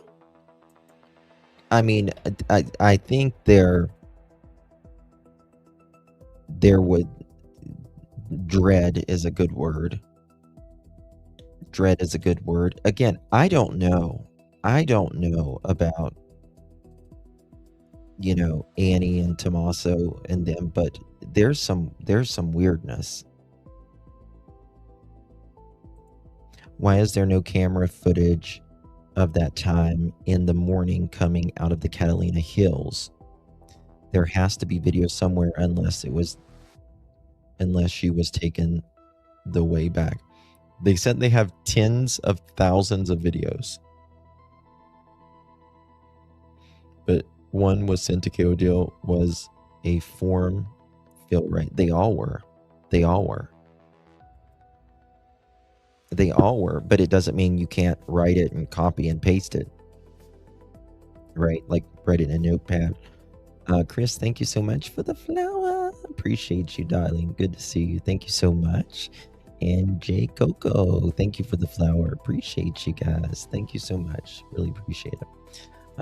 I don't care what they're telling people. I strongly believe it happened Saturday night at Nanny's.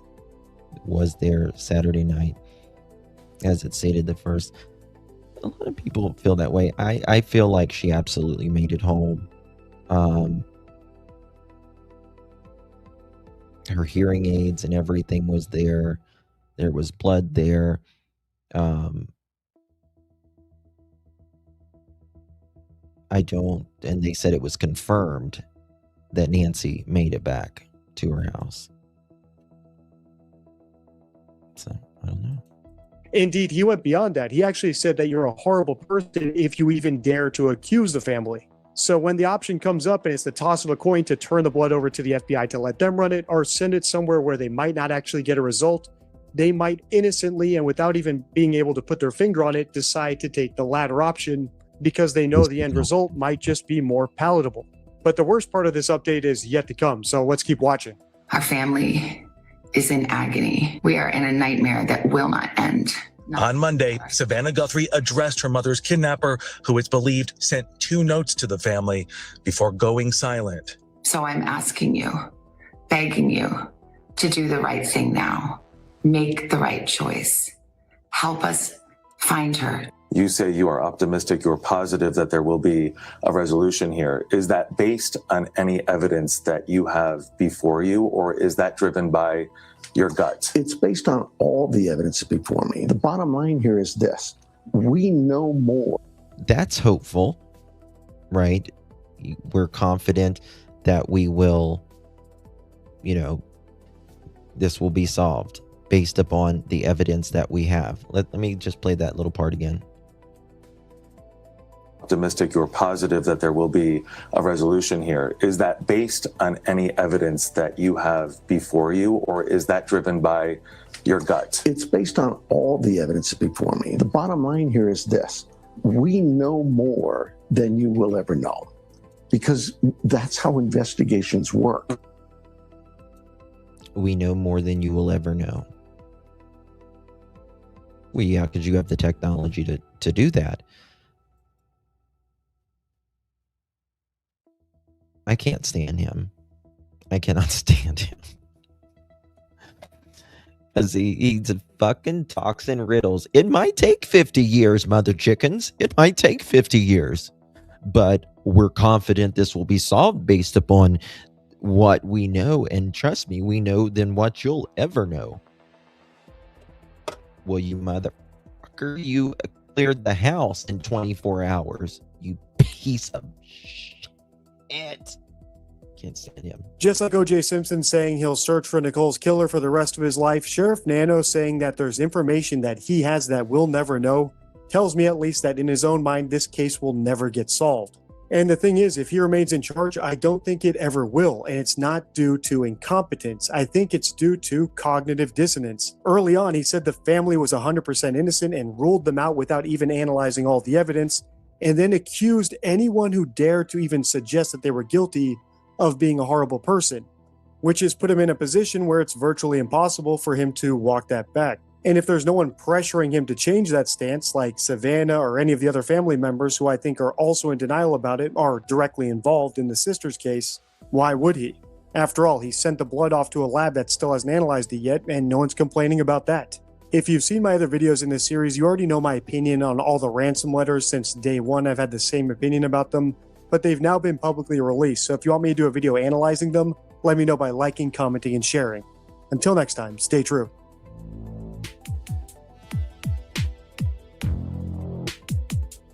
I will always stay true to you, Big DD. I will always stay true to you and always be a member. Big DD. Thank you for that. Do they not have a public relations speaker? Clearly negative. Mr. Corvette.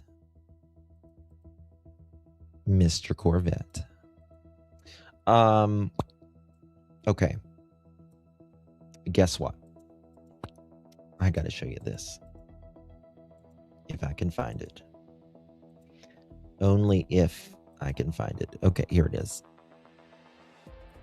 This asshat. ABC 15 was set down with this. I'm so glad to see DD. Okay,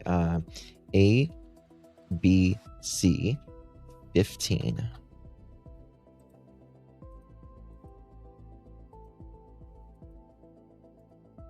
Information is cataloged. Somebody out there knows something, and we need that knowledge if we want to solve this case.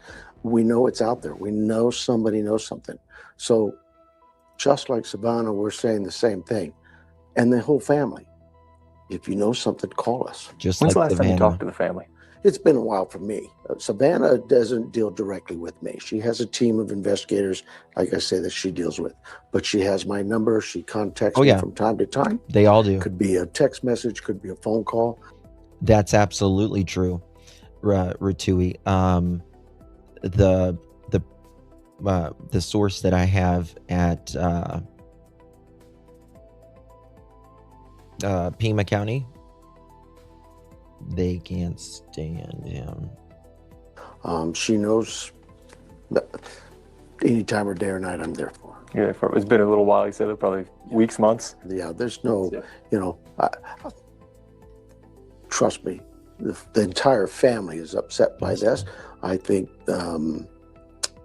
they all have my number, but they also have a team of investigators who work close with them. Yeah, I think a lot of us who are, and I know you're hopeful in this case as well, but a lot of us who are hopeful, you see a video get posted like that, and us who are outside of the loop and just armchair quarterbacks start thinking, well, maybe this is a sign there is a new lead, or there's something that the family has reason to believe someone is listening.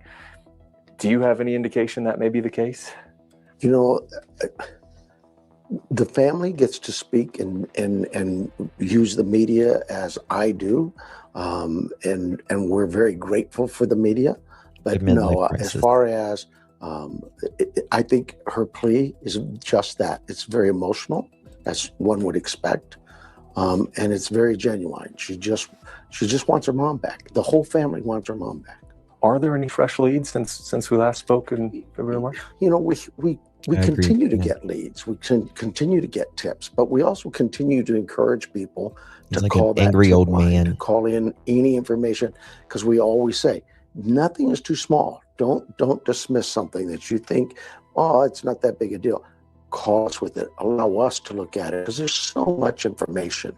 It's not just DNA, and it's not just digital video information, or it is tips. And sometimes somebody might call and say, hey, I saw a red To me, he looks like he smells like coffee breath and cigarettes. car, and they might dismiss that. Stale and it cigarettes. may not mean much to us at that moment in time, but all of that information is cataloged, compartmentalized, and then at some point in time, maybe Hell yes, he we'll does. find the individual we're looking for, and guess what? Maybe he's got a red car. Now we can go back with that information and look at it and research it. So that's why I say it's important to understand all of these investigations. They're very similar in the manner in which they're conducted. This one is no different. But the information, the amount of it, is critical to us. And that information, I imagine, is slowed down a little bit. Yeah, you know, I think it ebbs and flows. You know, as something develops, there's more. Something like this, hopefully, will generate a little more information and intelligence. I mean, I think that's, I won't speak for the family, but I'm pretty sure that's what they're hoping, is that, hey, we're out here. We still are here. We need you to call with some information for us, to let us know what is going on. Where is Nancy? You know, I don't know how the definition works, but is this something that's considered a cold case now? No, not at all. So when I think of a cold case, and we have a cold case squad, a unit of men and women who look up. We just solved one 50-year-old case. I mean, they're very cold. Yes. But when I think of a cold case, for me, the definition is you have nothing like icy else. hot. I don't have any DNA to look at. I have no fingerprints. I have no video to do anything. I'm not receiving tips. And we're not even close to that. We have so much evidence in front of us that needs to be looked at, sorted at. Unless, like I said, the only way I can see this being, Taco says, who would know that there was no camera footage in the foothills aside from the house cams except law enforcement, ? Who would know that TMZ website was encrypted? Her internet was turned off too. Well, we don't know exactly if the internet was turned off. They did ask if there was a blackout. But the only way I can see this being like just a random person is if in October when Savannah was there and they were at that restaurant and it aired.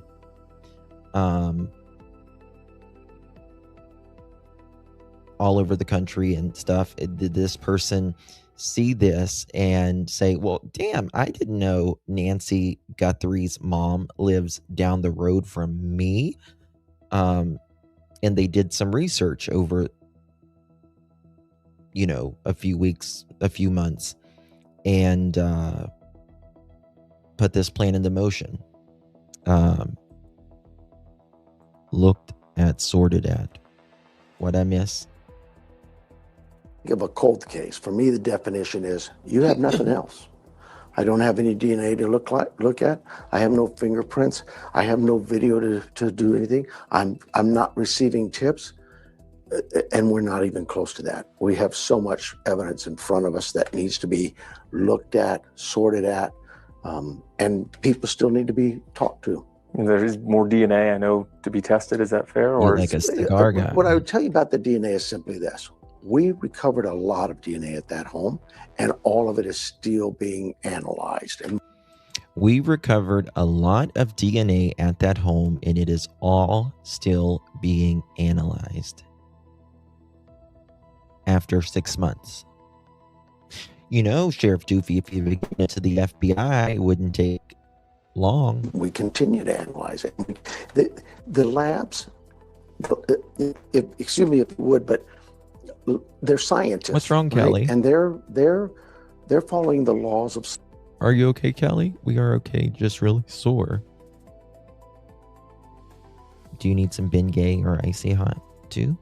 What happened, Cal? Sounds like he has nothing, in my opinion. It depends. Science, the rules of science, just like we have rules of evidence that give us guard. Yeah, and just like they had rules when you was a young sheriff that you apparently did not follow either, allegedly. Rails so that we can stay within our lanes and not deviate one way or the other. It keeps. You are a deviant, in my opinion. Already out of trouble, making that wrongful arrest, right? And it also allows, more importantly, that's what I'm saying. Those we are working with, those we are dealing with, whether you be a victim or a suspect, it allows for fairness to be applied to all that is there visible. So our guardrails tell us rights, constitutional rights, laws, governing of evidence, all of those things. We have to pay attention to that. Just with DNA is the same thing. Those scientists have guardrails too to maintain the credibility of that science. And thanks a lot. Now you're having, all of us are looking at Sheriff Nonad's earlobes. Our earlobes, our ears don't stop growing as men. That's why we get long ears. I might have an ear reduction later on now, thanks to Kelsey and Joe. Thank you, Lori. Appreciate the sparkles. Thank you, babies. I hope that Nano's stupidity is an act to cover up a bunch of stuff that he actually does know. Good luck. Good luck. Yeah, I'm gonna put an ear reduction. What you going in for? An ear reduction. And we all could think of cases where, we arrested somebody and locked them away for years, and then all of a sudden DNA came out and said, you got the wrong guy. God forbid that ever happens, but it does. We know it. So that's what those are for. I wish sometimes that, no, we don't need, but no, trust me, you need those guardrails. It keeps us all safe. It keeps us all secure, and it keeps the investigation credible. When this is all said and done, someday I'll hope to be able to sit down with you and explain to you more depth of what I'm speaking of. But right now, our DNA is being analyzed by labs all across this country. Those labs talk to one another. Just as my detectives talk to other detectives or other agencies, FBI, DEA, whatever, those labs, they stay on top of that technology. Hey, there's a lab over here that's on a new proven grounds of this, or there's somebody over here who's really done something spectacular with genealogy, whatever it is. But those individuals, those scientists, they are key, they are vital to us to be in contact with daily. Whatever they need. And see what else we can do to help them help us. Where were the most beneficial pieces of DNA found inside the home? I can't go into that with you. I'm sorry. Yes, you can, you piece of garbage. Yeah, that's all part of the integrity of the case. Can I just, and this is just as a layman, again, I'm not a law enforcement officer. I haven't been a part of these investigations. But on the outside looking in, we're 6 months out. Why can't we go in? Why can't we hear everything you know right now? So let me give you an example, because this isn't new to this case. This is how law enforcement works. This is how criminal investigations work. Give you an example. Maybe I'm investigating a homicide scene and the individual was stabbed. Sir, you investigating a homicide scene when your investigator has never solved a homicide and the senior is 3 years there is scary for Pima County. Sammy, thank you for 19 months. What a legend. What do you think of Sav saying she will not cover her face and there will always be a way home? Allegedly, A is in Vermont. Much love, Pearls. Thank you so much, Sammy. Appreciate you. We will not cover her face. I don't remember her saying that part. And I think she will always find her way home, or there's always a way home. I think it's a poetic way of her telling the perpetrator there's always a way out. You know, we can still get her, kind of thing, in my opinion. But we will not cover her face. Let me find that part. I don't remember that part. Let me see here. Face. Nope. Okay. Mom taught us, but make no mistake, our hearts are in ruins. There is a hole in looking for her. There's a hole inside. It's going to be filled. There is an ache that cannot be softened.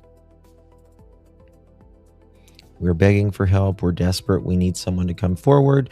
Someone knows something. Someone suspects something. Someone recognized the writing in the ransom demand notes. Someone has noticed something different, strange, troubling, or unusual, perhaps with someone they deeply love. Perhaps they are afraid to come forward. Perhaps they are conflicted. We are real people facing real grief, doing the best we can and counting many blessings.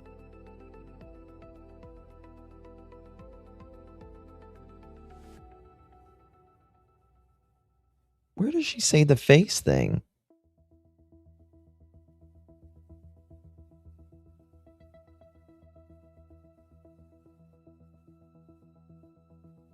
I don't know where she says the face thingy. Oh, it was in the Hoda interview?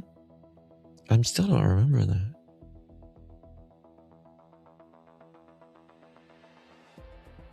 I think it means we're just going to shout it from the rooftops until, you know, we're not going to bury our face, if you will, in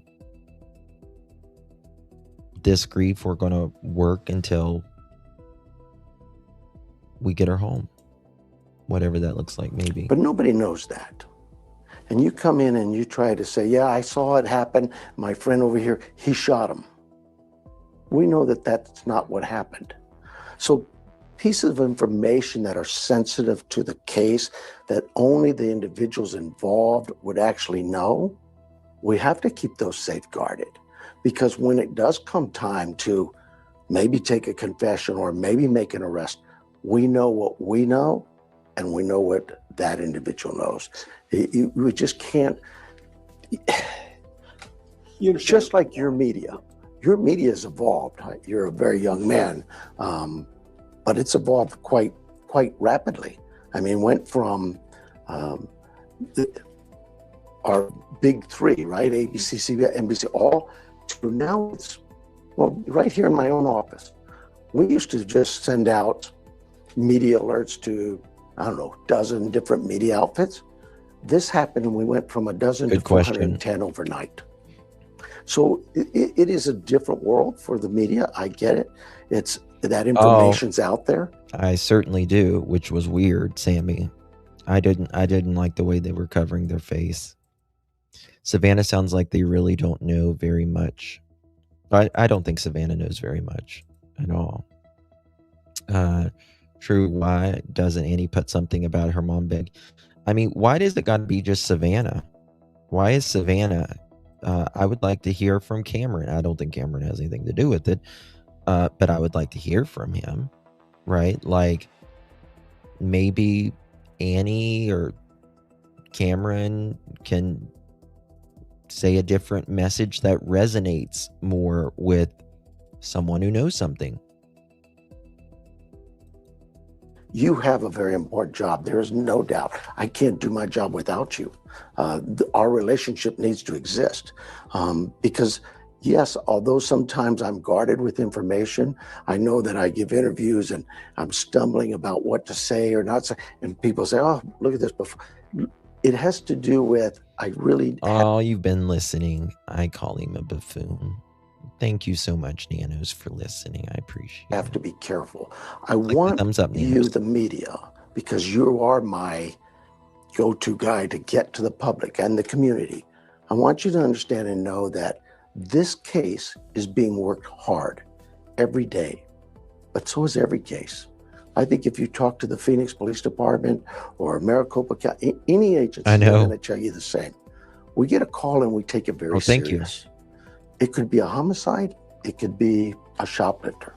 We take it serious. That case is important to us, and it's important we do it right so that it does get before a court, and the court can sit down and know that everything was safeguarded. Everything was done to protect not just the victim, but the suspect as well. What have we in the media or the public at large gotten wrong in this? What are we missing? Oh, I don't know that you've got anything wrong. I think, my personal opinion is it would be all over the place for you. So we won't go there. What I would tell you is simply this. You guys are valuable to us. We know that, every day somebody would want information if they could get it. And I know that sometimes it's frustrating when the sheriff says, we're not talking to you right now, because it also makes no sense to come out every day and say the same thing. We don't have anything new. In this instance today, being that it is 6 months, I have to kind of consider that I do have community and the family as well to consider, neighborhood. Thank you, Minnie Roo. Appreciate you. And even the nation. Thank you so much. This case has drawn great interest. We understand that. We've seen that before. So I think it's only appropriate that the sheriff makes himself available. I wish I had new information for you. I wish I could say, oh, I know. We just found out that DNA did this for us, or that this video was found. What you have to think about is the day the video came out with the masked man, we got that in within an hour, less than an hour. We put that out to everybody because it's critical. Hold on. Again, it's my using. Wait a second. Didn't Cash Patel say that Sheriff Nanos didn't want to put this video out? Wasn't there a discrepancy in that?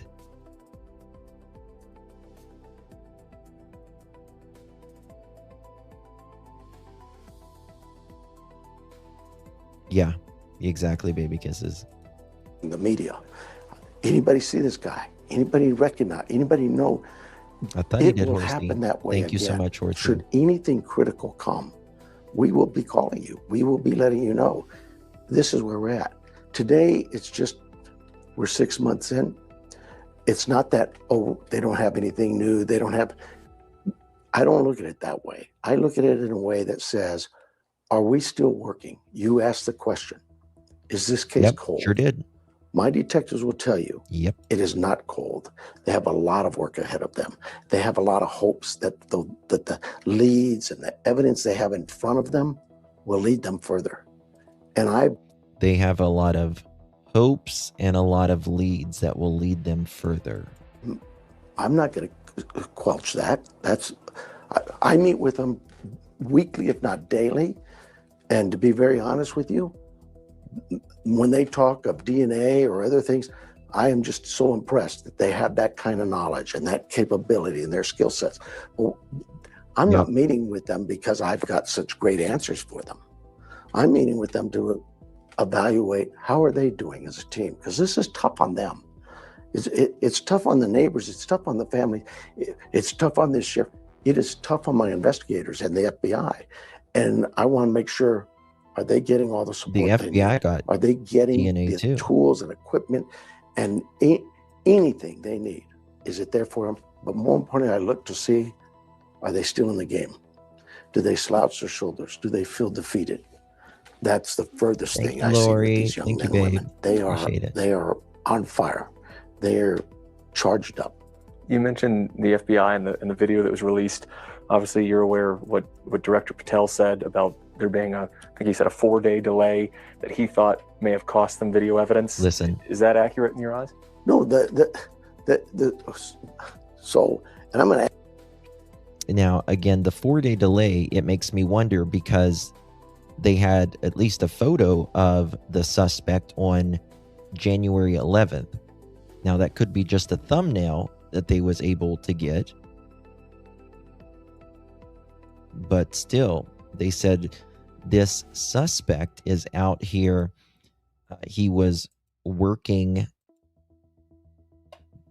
diligently to plan this or execute ask you, I'm going to plead with you because I've seen some of the reports here even recently. I don't know how to get it out to you other than to say that what I've told everybody, and then they take snippets.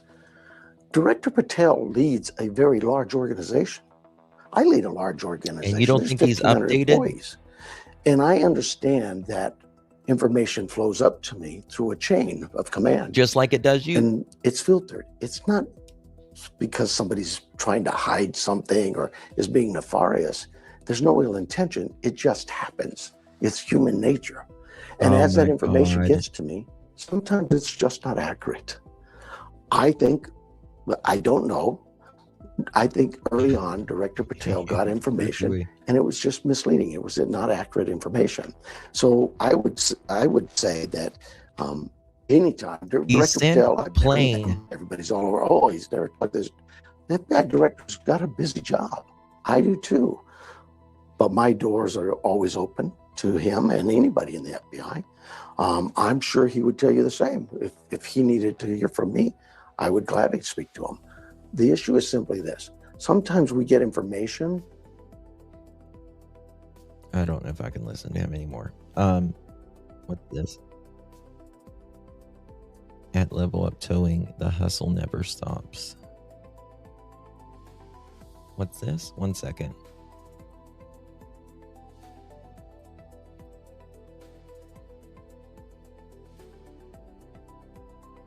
Okay.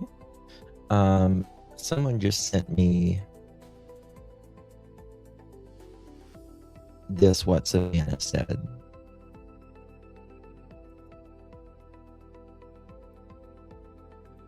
Why is it not going off? 1 second, guys. Having a little technical difficulty. There we go. Okay. This is where she says it. To do the right thing. We are in agony. Yeah. We are in agony. It is unbearable. Thank you, Wanda. And to think of what she went through. I wake up every night, in the middle of the night, every night. And in the darkness, I imagine her terror. And it is unthinkable, but those thoughts demand to be thought. and I will not hide my face. Okay. But she needs to come home now. Yes. Someone needs. Okay, so that's where she says she will not hide her face. Okay. Want to show you this. When was this? Oh, this was today. 1 second. Okay, we're going to go to this. Let's see what this is. This looks like it's taken in Nancy's bedroom because that's the same lamp, I'm pretty sure. How long is this ad? Work being done on this case. We get Kansas, they're doing new things like this with DNA. Or maybe there's a lab in LA that's got this going on. They're in Arizona Violent Task Force for decades. Okay. A second, huh?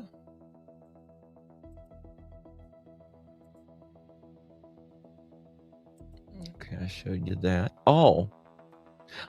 I want to show you this, guys. Our friend Pat Brown did her first profile on the Ransom note. I'm not going to play all of it. Profiling with Pat Brown. Love Pat. One of the best profilers, in my opinion, because she actually says what, like, she's not afraid to put it out there. Profiling with Pat Brown.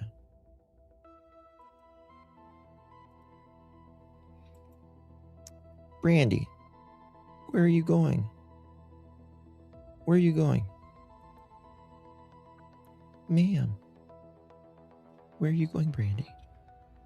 I'm high maintenance. I require you to not go to sleep right now. I require attention. Love you, Brandy. Get some rest. That's the same. Yes. Yep. Exactly. I think that was taken in Nancy's bedroom. Hey, Deb. How you doing? That they're doing investigating, which they absolutely are not. So if you believe that, please stop believing that. They're out there for clicks. They're making clicks. They're making a fortune off of you. And there are still people, unfortunately, professionals on YouTube and on national media who are just belaboring this case on a regular basis, based on information that isn't even very, they don't have it. And today I have that. And I've been asked to talk about this. This is the Ransom notes. So let me start by saying, Pat Brown, deception detective. They're like two of the best, in my opinion. Love you too, darling. I'd be terrified for the rest of my family. I want to analyze the Ransom notes, but I'm also going to analyze the kidnapping. And I'm going to start there because there are people out there who actually still believe it wasn't a kidnapping. It's a staged kidnapping by the. Yeah, I don't think it's a state. Well, this is the thing. It is a kidnapping. It is a kidnapping, but I also think it's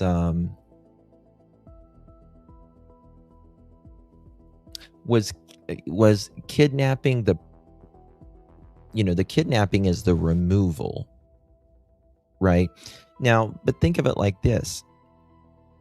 If she was unalived when she was being taken out, that's a homicide. If she was alive when she was taken out, that would be a kidnapping. And if they unalived her, then it would be a homicide.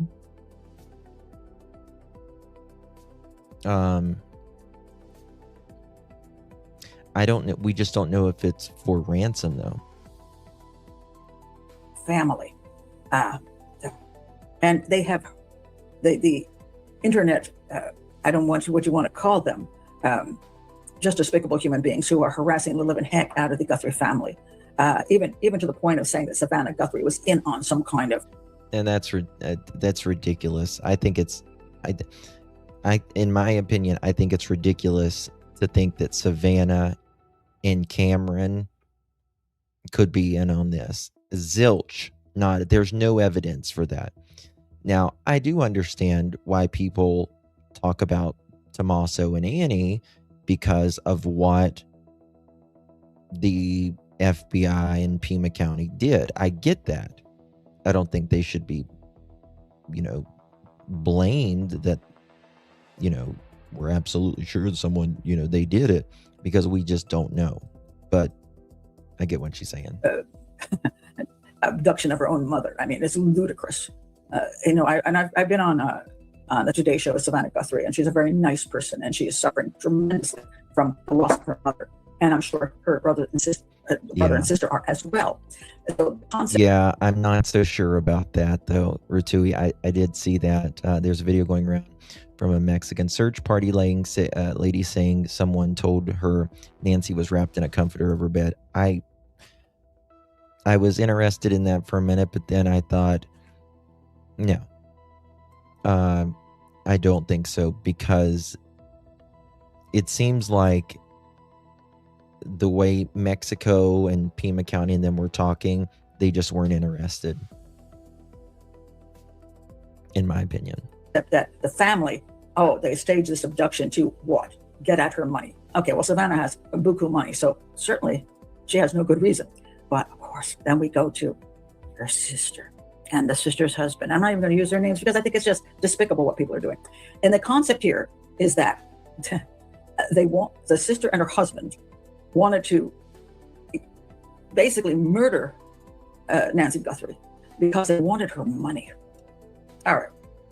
First of all, I don't think that they're suffering terribly from economic issues. But even if they were, Nancy Guthrie was kidnapped.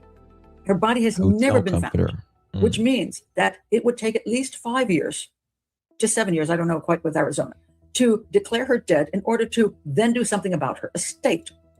That's a good point. They didn't say it was a comforter from her bed. They said it was a hotel comforter. They also said she lost a slipper when we all know she left in her pajamas and no slippers. Correct. It would be interesting to know if she had a comforter that looked like a hotel one. Thank you so much, Michelle. Thank you for the jamming. We be jamming. Thank you so much, babe. Appreciate you. Now, she's already 84 years old, and she has severe heart problems. The chances of Nancy Guthrie surviving even the 5 years is unlikely. So, if she will die on you naturally... Yes, and that's what I said. I mean, statistically, she wouldn't be alive in a year.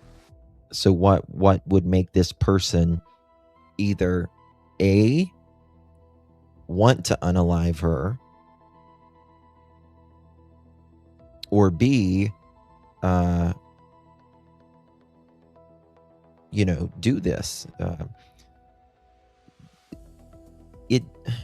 When you think about it that way, it does seem like, in my opinion, that this is someone who wanted to do it for money, and they thought because the Guthries had money, they did this.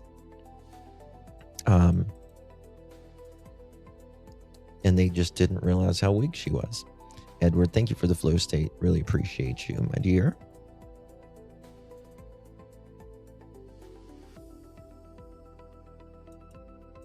Yeah. Like, I can make those videos and stuff too. I just don't like to make those videos because personally, with the night vision, it fucks everything up. It's very distorted. If it was a newer camera that had color and stuff, the newer cameras with the night vision are much better, but with the night vision, when it's in black and white, those cameras, they distort things very, very bad. And so when you're getting into like the really close details, you really can't see everything. Or the policy stopped at 85 years old. Thank you so much, Wendy. Appreciate you, my dear. Thank you. The video of Nancy Guthrie making her bed was over 10 years ago, so most likely they did not have the same February 2026. Just saying. Yeah, I agree. Thank you, Wendy, for the star. Appreciate you, love. Thank you so much. ANT are not bad off. I researched their financials. She is worth $500,000 to $2 million. I think it's closer to. I think it was 400 to 500,000 from what my research. You know, it just depends. You know how you look at that. To me, that they certainly didn't live lavish, right? Oh, thank you, Heart. Thank you so much. Appreciate you so much, dear. Really appreciate that. Thank you for those kind comments. Really appreciate that, babe. Your eyes can play tricks on you at night. Things look different compared to the daytime. Yeah, with but they didn't live lavish. They didn't. They did buy 2 houses within a period of a couple weeks. Is that uncommon? No. It's really not, because sometimes people will buy a house and wait for their other house to sell or whatever. But I don't think in this situation, I think they were using it as perhaps income, rentals or something like that. Oh, thank you for the Corgi, Canada. Appreciate you. Thank you very much. Very sweet, you guys. Thank you so much. Very generous of you. Thank you. Has Tommaso ever had cataracts in his eyes? Don't know. I don't know if you could tell. I'll just say the flat out. This guy is not Tommaso. He is. I will stand in front of God, and that is not Tommaso. That is not Tommaso. I'm just telling you, not Tommaso.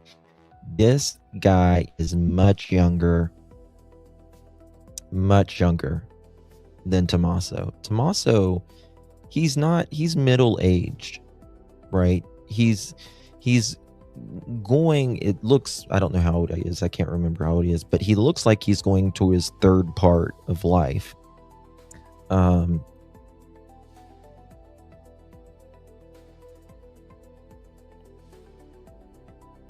Yeah, I did the pixelation on that, and I showed that the other day, but I'm sure those taxes are paid now. Yeah, the taxes were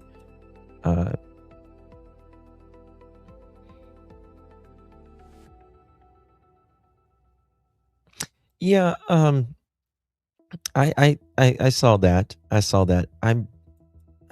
For me, I'm just not willing to say that it goes out a little bit, the iris. It appears that way, it goes out. But with the night vision, I'm just not willing to say that. I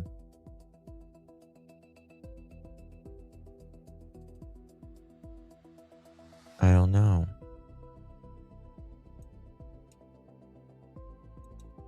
Did you check Luke to see if he... Which I don't think this is Luke either, but they are so cute. The corgis are so cute. They are.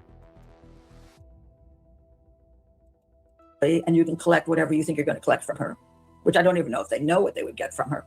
Why would you go through the process of staging this bizarre kidnapping and trying to fake this? We'll pretend it's a kidnapping, and then what? We're going to get her money earlier. Now, It's so ludicrous. I just can't believe people are just banking on this as, oh, this is absolutely what happened. I will have a video coming out in a couple of days. This is Bob Harrod on the left of me, who disappeared out of his home at 81 years old after he remarried this lovely lady on the right. His body has never been found.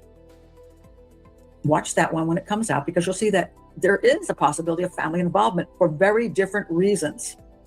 Okay, so when you're looking at a case, you have to analyze the evidence and see if there is an actual legitimate motive and involvement. She's right. I think we need to, I'm very curious in who was there at her little get together, the day before. To me, this seems like this is someone in Nancy's life, or was in Nancy's life, whether it is an electrician, an old pool guy,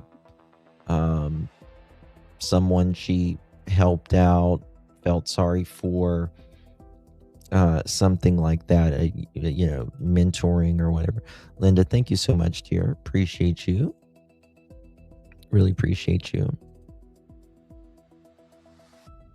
I want to know about her healthcare workers that may have worked for her. Her whole life in front of the world, and you didn't ask. Yeah, it is. It is. Bob Harrod's case, I think there was. In her case, I see zero legitimate motive, because she's already in poor health, and waiting 5 years, 7 years, whatever, to declare her dead is just ridiculous. And the body hasn't been found, so it's not like they wanted the body to be found immediately so that they could make this declaration. Listen, this was like, for Annie and Tommaso and the family, I agree with Pat 100%. You're not going to unalive Nancy to get her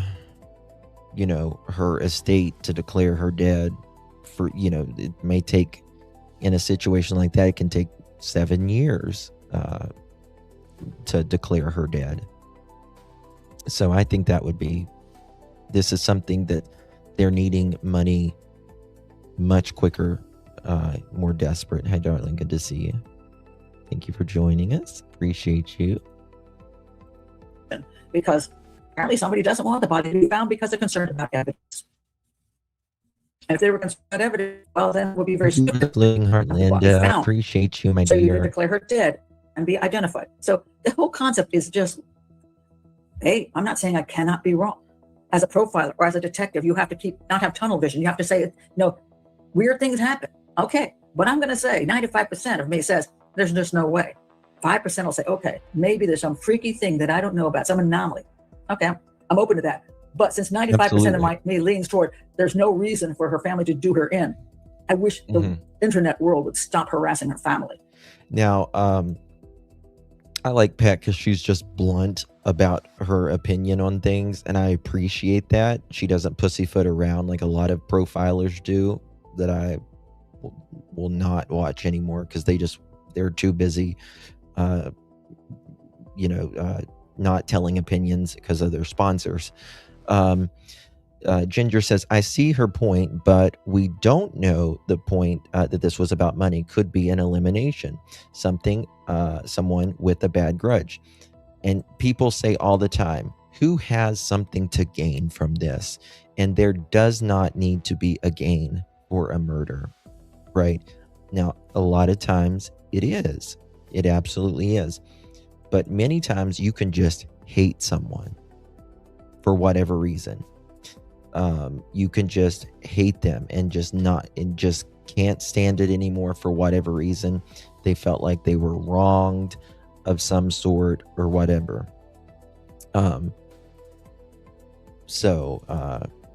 Just pure meanness. Yeah. And sometimes it can be a panic, right? Someone loaned you money and you said you would pay it back within a certain period of time and you couldn't, and they will unalive you. or they have some information and they will panic because they're afraid you're going to turn that information in, that they could get in trouble. There's many ways, there's many motives for people to do this. Now in this case, it's very rare for like someone like a Bundy that they just kill for the sheer thrill of it, right? This isn't that. This is not that. When it's like a serial unaliver, they just get pure fascination of watching a person die, right? This isn't that. There is some reason why this happened. Again, whether that was for money with Ransom and things just went south, or something else. But yeah. Oh my God, a guy came into a chat said he owned a ranch in Texas and was part-time ICE agent. I went to his page here and it was a kid in high school still. Yeah. There's a lot of people on the internet. That's just crazy. Because you don't know anything about this case to speak of, because you're not behind the lines. You're not seeing what law enforcement is seeing. And you need to stand down. It's just repugnant. It really is. Yep. Now, let's go to, again, the kidnapping issue. I want to hear what she says. So we in have this letter. guy here who's come around a couple times and performs a very weird kind of abduction. It looks very, very amateurish. It could be both. So either. It doesn't seem to be that we're talking about a professional kidnapping ring who would be able to pull off the type of crime with Bitcoin that they should be able to pull off if they know what they're doing. And apparently this guy doesn't seem to know what he's doing, and neither does whoever works with him, if there's somebody working with him. All right, so I think it was a real kidnapping by amateurs.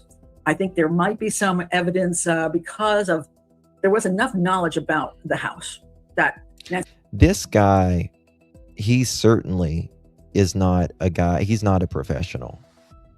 He's not a professional. He's just a professional thug. But if this was professional, they would have been in there and out quickly, in my opinion. Guthrie lived there. That Savannah Guthrie was walked more vigorously. Her daughter, and she had money, and Savannah Guthrie had a lot of money, and there's some knowledge of who she is, and maybe some knowledge of the property. But the fact that this guy was seen lurking around prior to the day that the kidnapping occurred means to me he wasn't 100% familiar with the property. Appreciate you. Knew some things, didn't know other things. So, of course, the police are going to be checking into anybody who had access to the property, people doing work there, visitors, whatever. They're going to be looking at that. And I don't know who they've got, who they've gone. I agree with that. I agree with that. I do think the notes are real. But look at this guy, right? Does he look like the type that's going to write "buried in nature"? No. So, in my opinion, there is someone else behind it.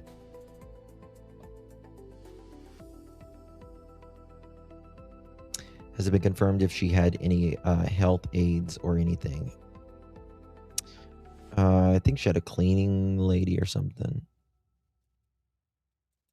Through the list and been able to eliminate or who they are still looking But I at. do believe the two letters. But I do believe it was not a very professional abduction.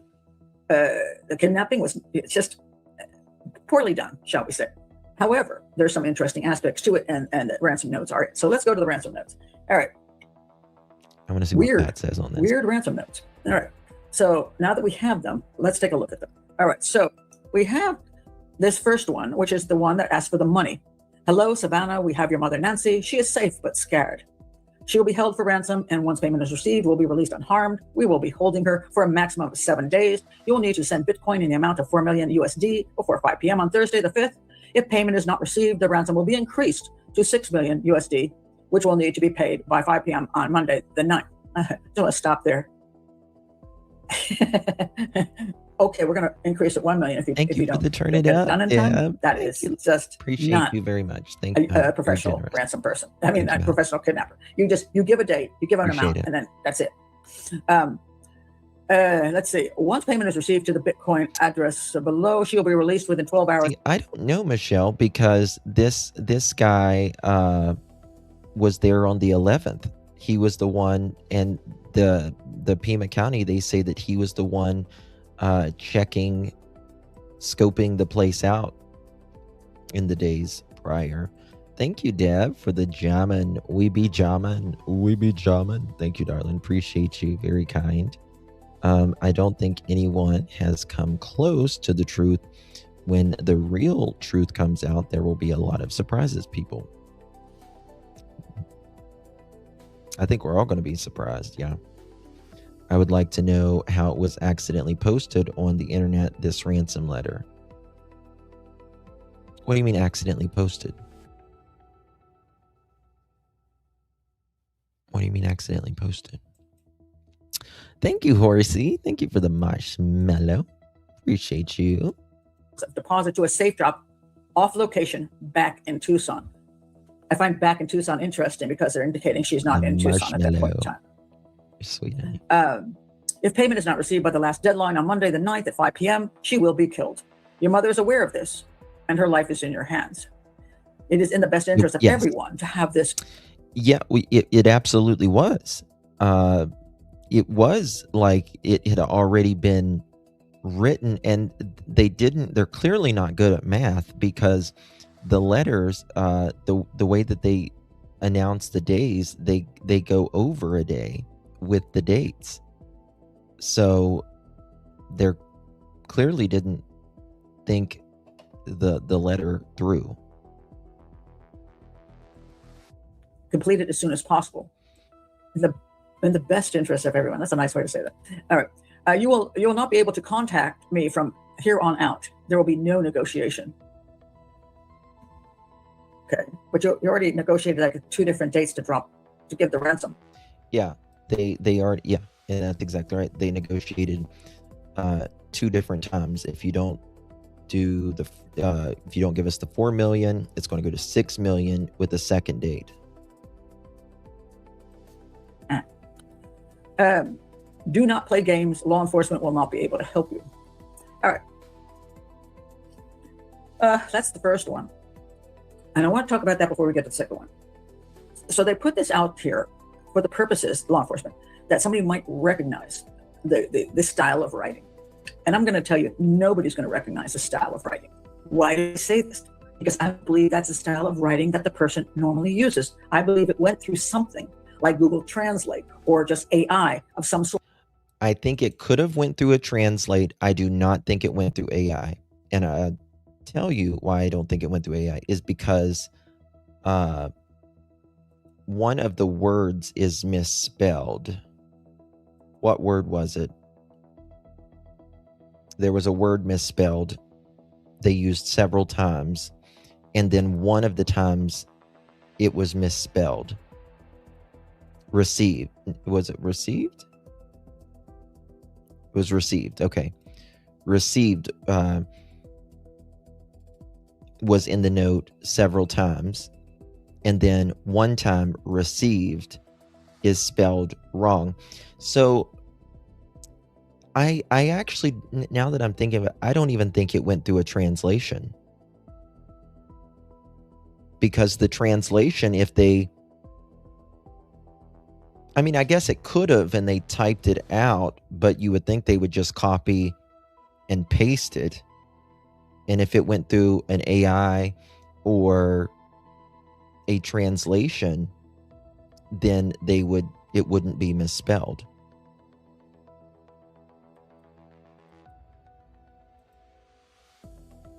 Yes, Justin, received IE instead of EI. Gotcha. So I don't think it went through AI.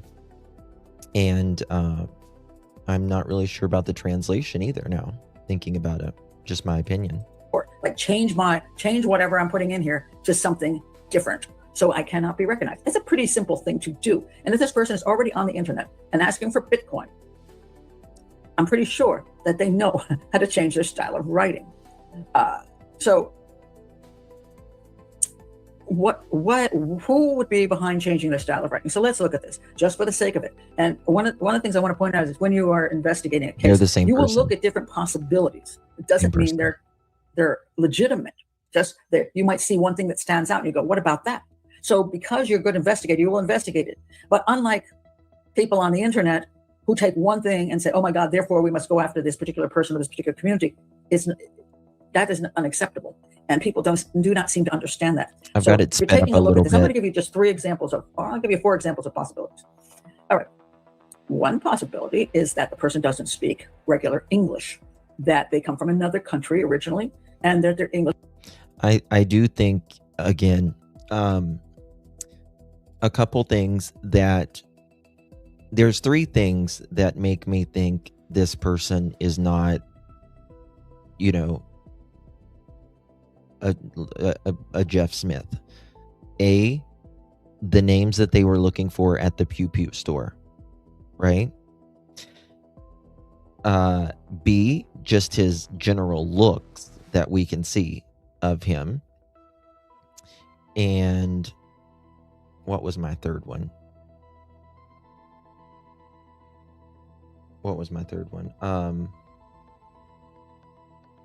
Also, the type of guy that they were doing warrants on. They did warrants on Carlos, right? They did warrants on Luke Daly. Now, Luke Daly is, you know, it's a rather white-ish name. You know what I mean? Like, it's more like, it's not a Tommaso. It's not a Abdullah, right? But the looks, right, they would be more like Spanish or, you know, like what we would consider foreign. So I think would be that's what they're unique. Or for example, I work with the deaf community. If somebody writes stuff now many people who are deaf can write in PhD form, mind you, their English is exceptional. But people who have not been highly educated in the deaf community may actually write what called deaf style. And I can read that and go, oh my God, that person's deaf. I will actually see that in their writing. I also am very familiar. I was married to a Jamaican man, and I can recognize Jamaican writing when somebody's writing in patois. I just see it. There it is. Oh my God, these things are obvious. So a Jamaican, a deaf person could have. And yeah, do they know, or do they just simply no fucking idea? Why not tell us where they think they originate from? Right. If they, you know, they say that they think they're Arabic or Spanish or whatever, you know, that would potentially help narrow it down. It may even help narrow it down for someone who, you know, like their cousin is acting weird or kind of looks like porch guy, and they're like, oh, well, it's a Spanish person. Well, there you go, right? Thank you, Karen. Appreciate you very much. Thank you, love. Do you think the porch guy looks Mexican? I think he could be, you know, Mexican, Latina. I think he could be Italian. I think he could be Middle Eastern. I think he could be mixed between like white and, you know, just Caucasian and Mexican, Latina. He's got, yes, big eyes, very, very full eyelashes, right?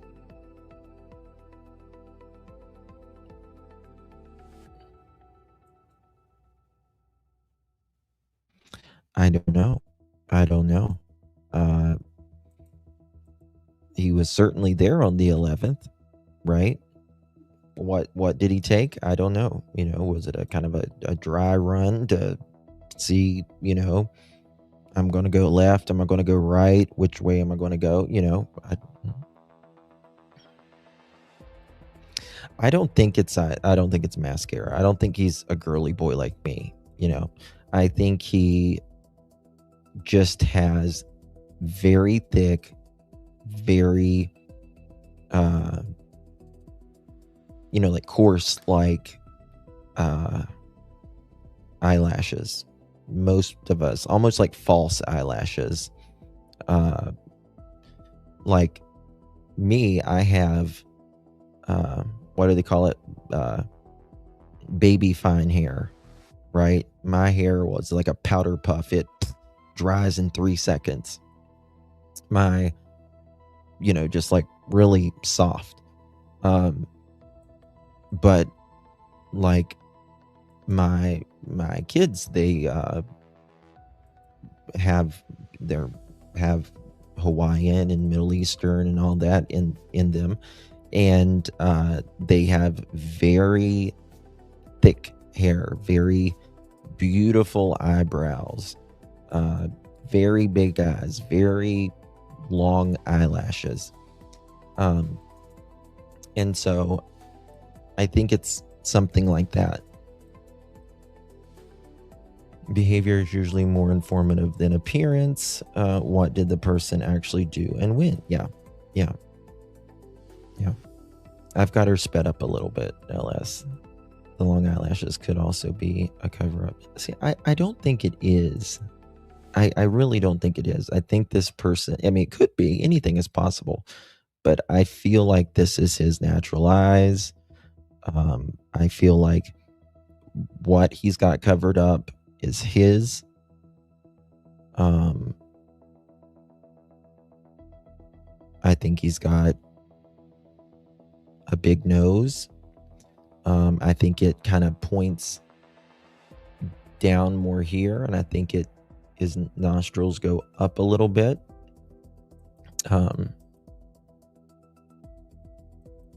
Thank you, Heart. Not Harry. Harvey Levin. Harry TMZ man. I have extremely long eyelashes, eyebrows, eyelashes. I have to cut them where they grow so long I scratch my eyeballs. Yeah. My boys are like that too. I wish. Me, my eyelash, like I got scroungy little eyelashes and everything else. It's like a powder puff. That's what I call it. It's like my hair, as soon as I get out of the shower and just dry my hair, it is dry in a couple minutes. Just a couple minutes. It's just like, if I don't put any product on it, I look like Einstein. It's bad. Theoretically kidnapped Nancy Guthrie and put this into Google and said, make this sound better. Make this sound more. But my mom and my dad jet black hair, kind of like tan.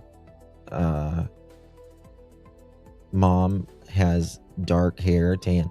I've got a family photo, and I'm the only white person in the family. Like my sisters, I have sisters.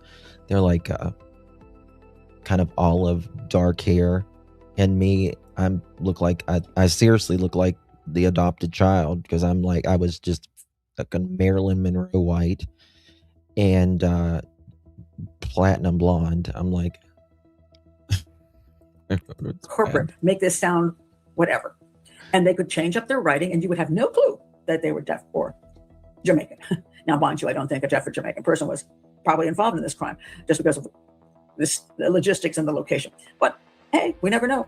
But in that area, if somebody were using a different language, well, one person would be useful is a person were from Russia. The Bitcoin thing would work out well for them, because it's harder to do anything with the Bitcoin when it goes, or there are Russians involved, just because the U.S. doesn't have certain things going on with Russia that would allow that. They would not allow the U.S. to investigate in a way maybe some other countries would. That's just an explanation, which is, beyond my great expertise.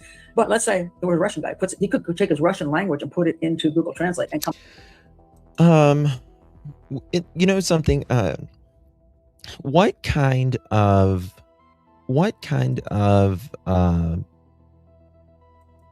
communities is there other than Mexican communities in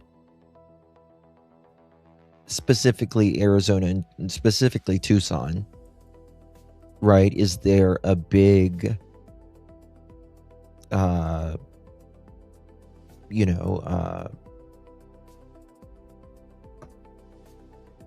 Arab community? Is there a big Pakistani community? Is there a big, like what kind of community is big there? Come up with a version of English and put that in. But I think that's highly unlikely. How now, because of her proximity. Yeah, there is AMG, Native American, and this is the thing. We have not thought about this. This could be a Native American community, that they live on a reservation, right? That might make it harder for them to figure out. Tucson, Arizona, to Mexico. Many people think, well, maybe the person's Mexican. And okay, there's some things in the second, one of the things in the second email which said she's perished, which is an odd term to use, but there is a particular word in Spanish which would translate to perish when you're talking about somebody who's died. And okay, so maybe they're Mexican. Maybe they wrote in Spanish, went to Google Translate, and even after Google Translate, maybe they even went through a second translation, just like, hey, change it up some more. So will investigators maybe look into possible people from Mexico, Mexican descent, people who are whatever, and then maybe she was taken to Mexico and her body's down there in nature. Yeah, and that's a good. I've heard that. Looking beyond, there is a cap on the amount of money that can be spent in Bitcoin ATMs. 20. Do you mean 25 ones, tens, 100,000? You mean 25,000? You didn't put decimals, so. Someone said that, like, if you do Bitcoin, like, you can only transfer so much per day, or you can only add so much per day or something like that. And if that's true, I mean, you got to think about this, right? Like, if they wanted $4 to $6 million, and they can only add so much per day, well, how did this person think that they were going to get all of this money?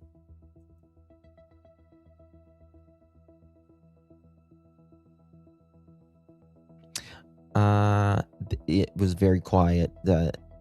I don't know what happened. I don't know what happened to her. I don't, but I know that they kind of sent him off, and I think gave him a new kind of identity. Thank you for the finger heart, Miss Samaldo.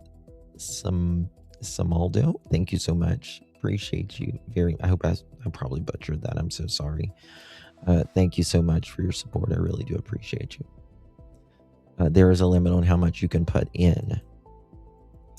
Let me Google that. Let's see here. Google. How maximum amount you can put in Bitcoin per day. Okay, the AI says there is no single global maximum limit to buy, not to buy. When the daily limit depends entirely on the platform you use, your level of identity verification, your payment method, and your local, state, and national laws. Major crypto exchange and local services handle caps differently.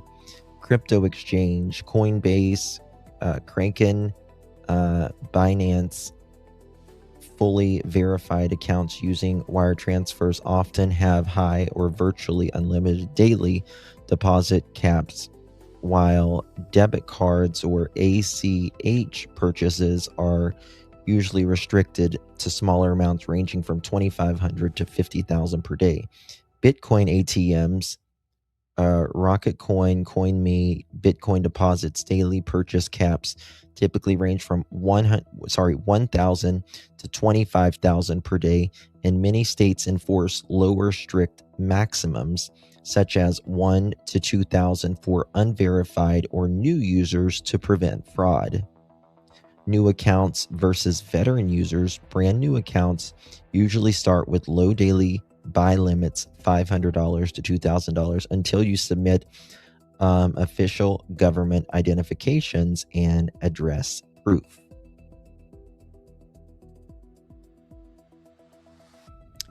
Bitcoin ATM daily limits. How much Bitcoin can you buy?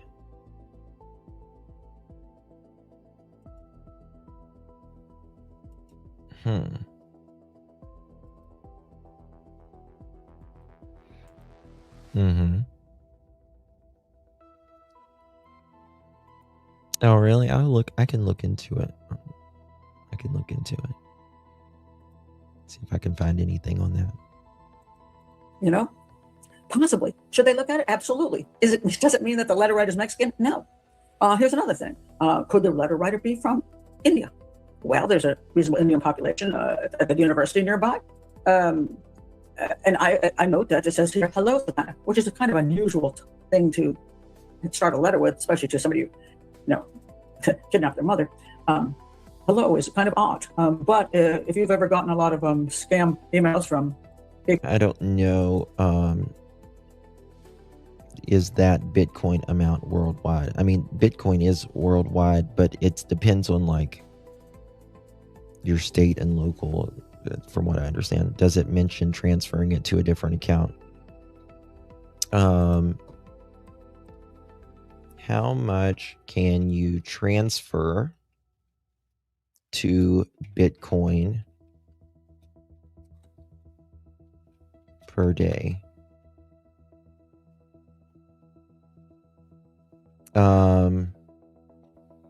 So Coinbase, you can do 25,000, PayPal in cryptocurrency 25,000, Cash App permits buying or depositing up to 10,000 a day. Within a rolling 7-day period, sending limits vary by account. So it's weird to me, like, if you, like, it would take a minute to get $4 million, right? Thank you, Metal Dust. Thank you, babe. Appreciate you. Very kind of you. 2 dozen roses. Thank you so much, darling. Appreciate you for the finger heart. Little poochies are so cute. Thank you so much. Very kind of you, my dear. Thank you. Justin, I sent you an email about the Bitcoin that was released. Okay. Let me look at that.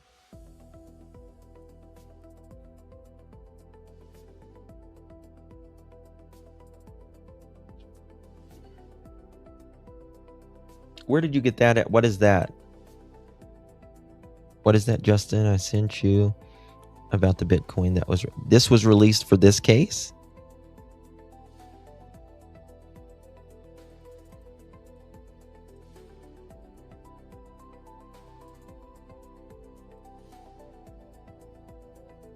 Blockonomics. We are ready to pay. Contact us. What is that? Wire transfers don't have limits. I know nothing about it. Cryptocurrency is cryptic to me. No. LS, thank you for the floating heart. Appreciate you, love. Very kind of you. Thank you so much.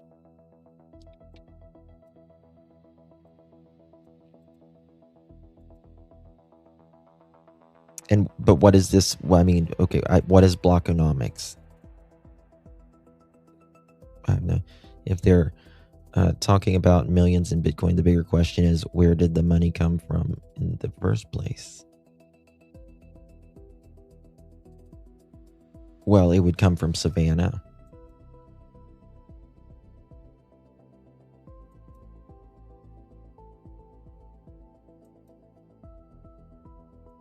They are blockchain. Okay, what the hell's a blockchain?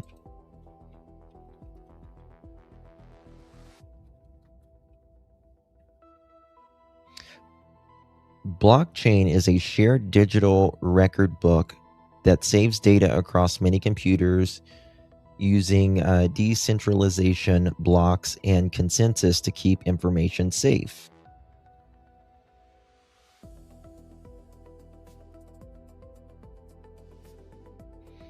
A blockchain is a shared digital notebook that records information across many computers at the same time, making the notes safe, permanent, and impossible for anyone to secretly change.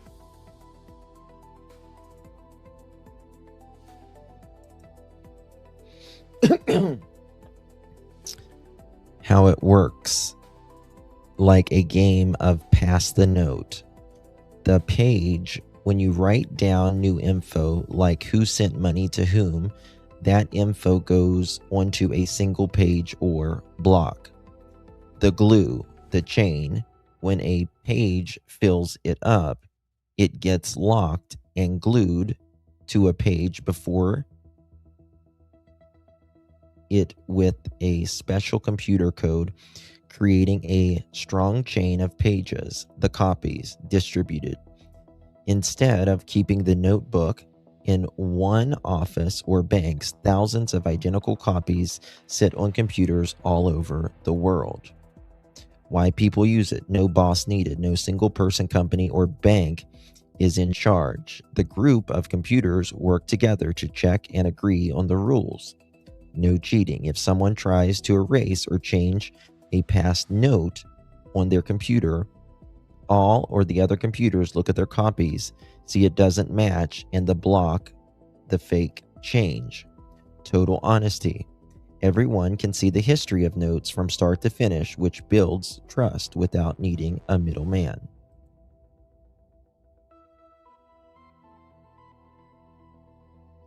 I have no fucking clue. I don't get the Bitcoin thingy. I just don't understand it. My friend was into Bitcoin. He took Bitcoin when nobody knew about Bitcoin hardly. He took it at his store, and he had a sign, "We accept Bitcoin." And he has like a flooring store. And I was like, what the hell's a Bitcoin? And this was way a long time ago. Are we sure that the Bitcoin theory is supported by evidence, or are they building a theory around the technology instead of the facts? Well, I mean, I do believe this person wanted Bitcoin. I do, and I believe the two notes are real, specifically because the first note said the specific light that was broken. We did not know that 24 hours after Nancy went missing, and the watch.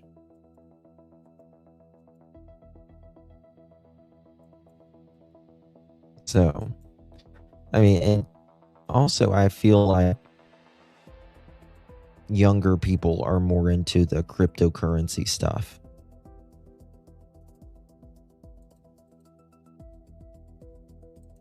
Imagine what it would do to Bitcoin investors if 6 million just disappeared. It would crush them. I don't know what you... The screenshot is from the cryptocurrency tracker. The public blockchain ledger for the specific Bitcoin wallet. Okay, so this is... Okay, that's what I was thinking. So this is the blockchain for that specific Bitcoin wallet address. Am I right? Hey, vet girl. Good to see you, honey. How you doing? We're trying. I know a couple that got scammed by someone selling crypto. They were older. Yeah, I don't get it. I really don't. 1 second here. Slow this down a little bit.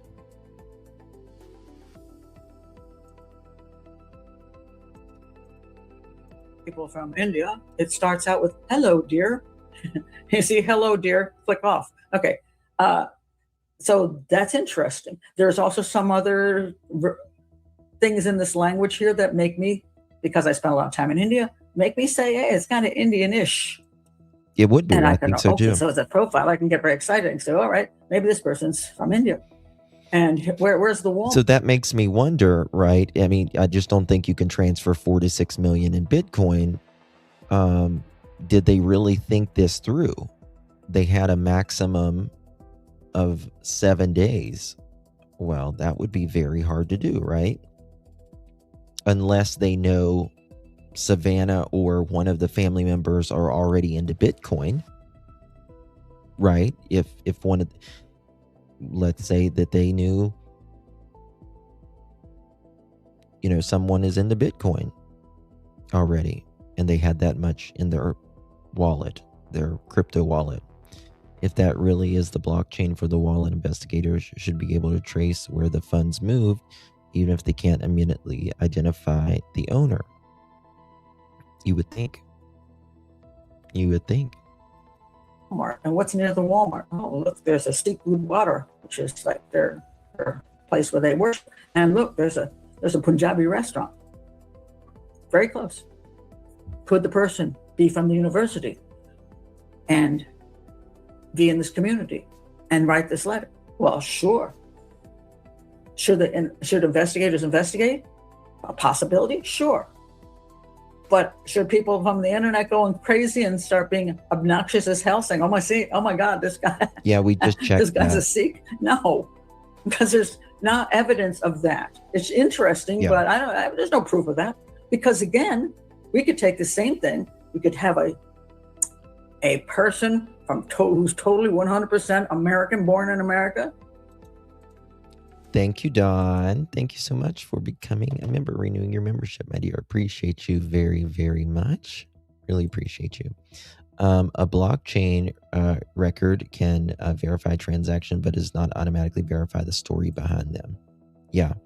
So in one of the notes, if you believe the TMZ notes, they said that they would take the money, but they would not transfer the money until all of this was solved.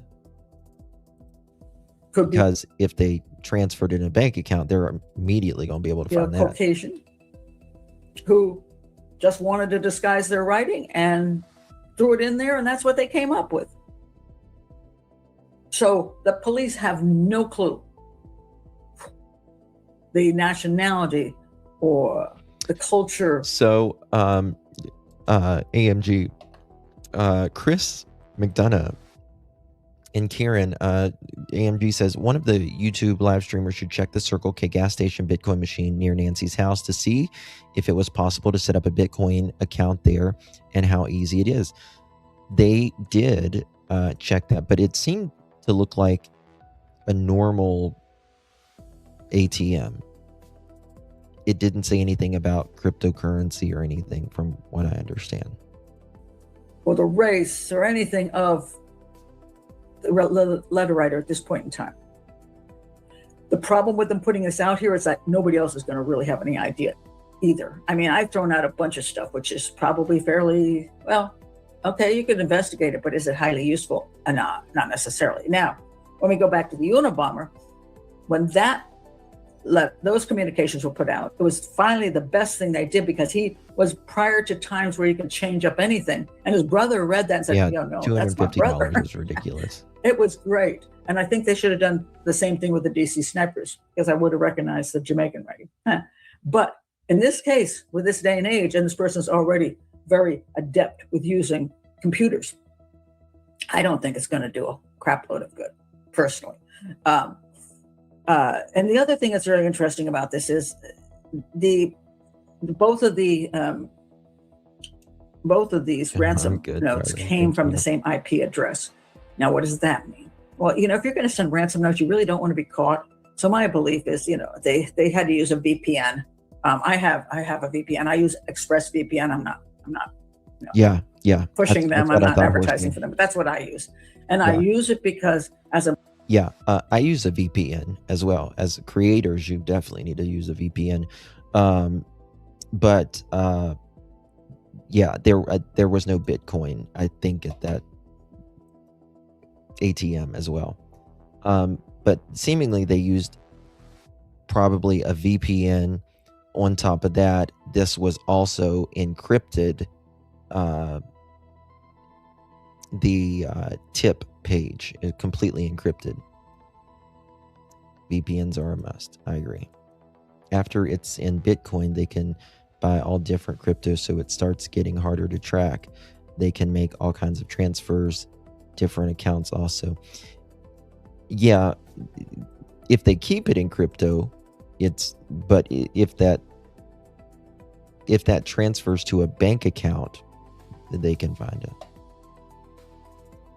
As profiler, when I want to look at certain cases, documentaries come out, but they come out in England, or they come out in Australia, and I'm not allowed to access them because I'm not in those countries. So I'm able to access some of those documentaries by using a VPN and placing myself in London, placing myself in Sydney. You guys remember in do you remember in like the early 2000s? Dear brother, I am King Abdullah II. I have $300,000 that I would like to transfer in your bank account. I will be willing to give you $6 trillion if you do that. Sure. Let me get right on that, sir. Those emails were so annoying. Thank you, Metal Dust. Justin, you're the bomb diggity. I didn't know that. The bomb diggity? How you doing? Thank you. We got those things all the time. Spam, spam, spam. Your AOL would go off. You've got mail. You've got mail. Oh my God, I got an email right back then. Dear sir or madam. And it was coming out of, where was it? Not Ethiopia. Nigeria. Pam, thank you for the jewels, my darling. Really appreciate you. Yes, I am King Harold. Thank you, Fifi. Fifi, do you love me? Thank you for the butterfly. Really appreciate you, Fifi. Yeah. Yes. Then it was, you've got a car warranty. Yes. You can be on an aircraft in the middle of the ocean, and you open your window and there's a guy out there. We're here to talk to you about your car warranty. That's the way it goes. Yeah. Or I'm calling about your medicine. We don't have no damn Medicare. I used to have this Canadian pharmacy call me, and they would want to sell me like Viagra or any prescription medicines, and without a prescription. And they were like, we're calling about your Viagra, or to see if you need any medications, sir. And they would call me and call me and call me. Finally, I got really pissed at them because I've told them 1 billion times to take me off the call. And I started calling them. I called them about 3,000 times. And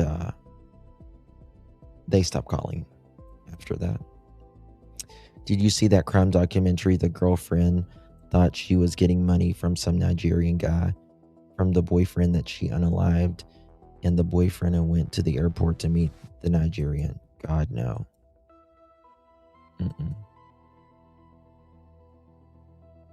If the print jams, it's been printing for 6 hours. Oh, goodness. Yeah. That's what they call them. I guess they made more profit on the Viagra or whatever. They were like, we're calling about your Viagra. And I'm like, I don't have Viagra. I don't need Viagra. I'm good. In order to be able to get to see them. That's why I have the VPN.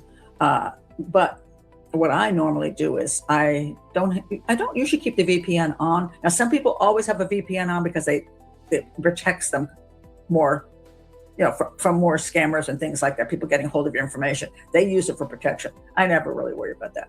But some people do that. So it's on 24/7. But if I go on, I suddenly say, oh, I want to go to the BBC site and watch something. Then what I do is I click on my VPN. I put myself in London, and I go to the BBC site. And then I leave the BBC site, then I pull off the VPN. And therefore, my IP address is only one time coming out of that zone. Then next time I come back, even if I go back to London again, it'll be two different IPNs. IP addresses from that VPN. Now, this person supposedly is the IP address was the same both times. So that means to me, he left the VPN on. Whatever VPN I was using, he just had the VPN on a certain place. That's a very good point that Pat made right there that I have not heard in 6 months. We knew that he left the VP on, but I didn't think about that. It seems like he left the VP on at all times. That's a very good point because it was the same. Yeah, if it wasn't that serious, it would be too funny for this one.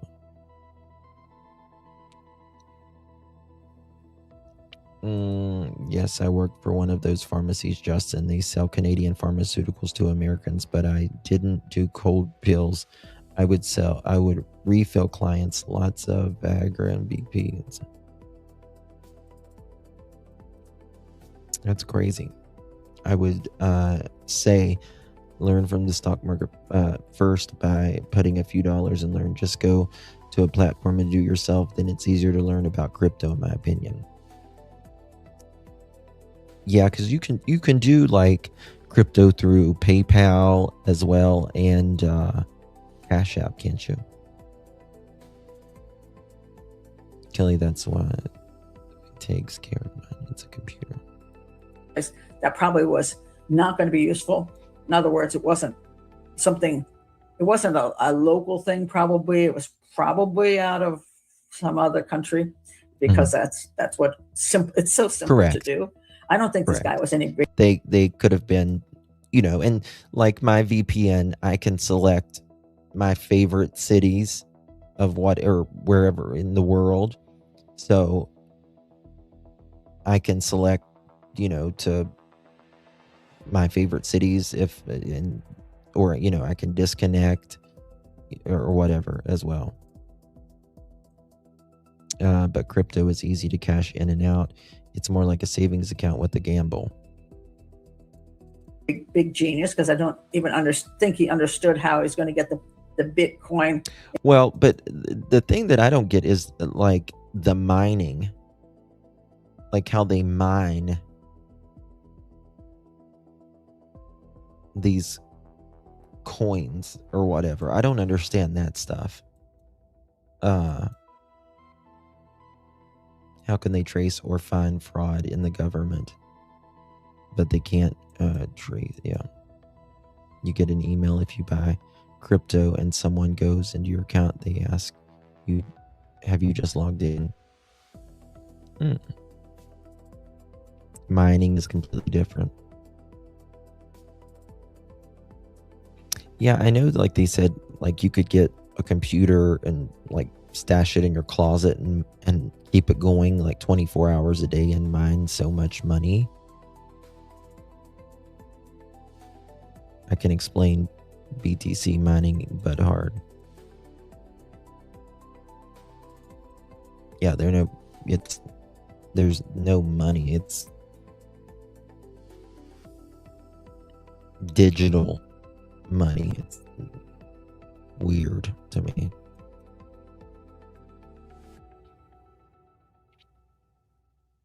But clients are very happy. Yeah. Most of that medicine comes from India. India makes most of those medicines, or China. Into his own hands. I don't know what. In fact, the more you know, that's not related to this, but about medicine, 99% of our antibiotics in America comes from China. This person or persons were thinking, but I think it was just probably a VPN. Theoretically, he could have also, used a public computer. If it was always on the same IP address, maybe it could have gone to a library, gone to whatever place that was popular with so many people, maybe an airport or a university. Would that be useful to know? Yes. Maybe if it came out of a university, you'd wonder if it was a university student. Airports are kind of a pain in the ass to get to, so I don't know that unless you were going through them, you'd want to bother with that. So a public library might put you in an area. If the person's not very clever and they don't go out of they don't drive far enough away, they could do something stupid, I suppose. My belief is probably a VPN. If you're going to talk about Bitcoin, you probably know what a VPN is. So I don't think they know where the hell this guy is. That one. But on the other hand, he's not committed a crime that was kind of sloppy. so I don't think he's bright. So I don't even think he understood the Bitcoin thing. So let's go to the second letter, which is this is not a ransom note. It's an anti-ransom note. It's bizarre. Guthrie family. Now we're rid of the hello. We did not fully grasp the seriousness of her physical condition, which would indicate that they kind of had a clue that she had physical issues, but not to that extent.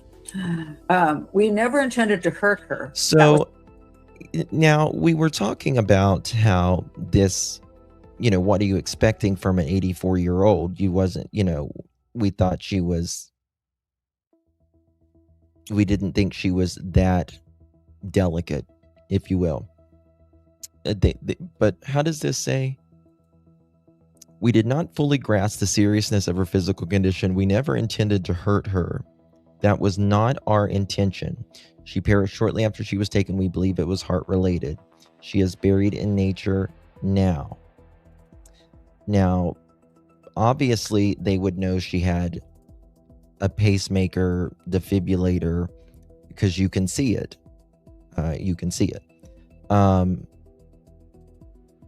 But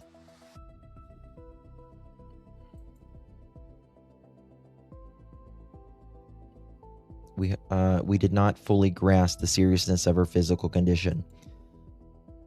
To me, this could be something to throw it off, that they really didn't know how delicate Nancy really was. If this person or people did not know her, right? If they were just seeing Nancy and Savannah. But it could also be they're saying we just didn't know how delicate she really was, but they actually did. I mean, an 84-year-old who, can't make it to the mailbox most days. It's not our intention. They're doing a lot of intending here. And I do believe that being what I think is a legitimate kidnapping, I do believe they just thought they would kidnap her, just keep her someplace and keep their faces covered, and they would get their Bitcoin, and then they just drop her someplace, and that would be that. She perished shortly after she was taken. Appreciate you. And I believe that's true, because I think that screwed up everything, because there's no proof of life after that if anybody asked for it. They didn't ask, nobody did ask for it, but I think she was dead too quickly to even consider that.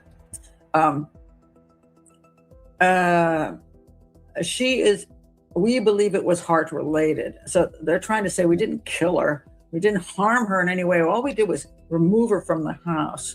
And we're keeping. That's going to be a big argument for the defense. If this is ever prosecuted, they're going to say to the jury, look, they just meant, for instance, if this was for ransom, they're going to say, look, they were in a hard time.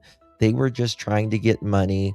Look, on the letter that they wrote, they were being compassionate. They said, we're so sorry. We hope you find peace. We didn't know she was this ill. She died, of natural causes. She thinks she had a heart attack. They did not unalive her. They did not unalive her. Nature, it just happened. That's what they're going to argue. Her nicely, and then she just, and so therefore, it's not our fault. We didn't murder her. They want the law enforcement to know they did not murder her. I think they want the law enforcement to know that more than the family, yes, because in case they're caught, they don't want to be charged with Pat. homicide, although they will be anyway, because they were committing a felony while she died, and the felony contributed to her death. So good luck with that. Let's see. She is buried in nature now. Anything is possible. Interesting way of stating that. Basically, they're trying to give the family a nice viewpoint. In other words, she got a nice burial. She's in a beautiful place. So you don't need to get her body back. You don't need to see where her body is. We actually put in a shallow grave, which is probably what it is. And somebody may walk across it one day.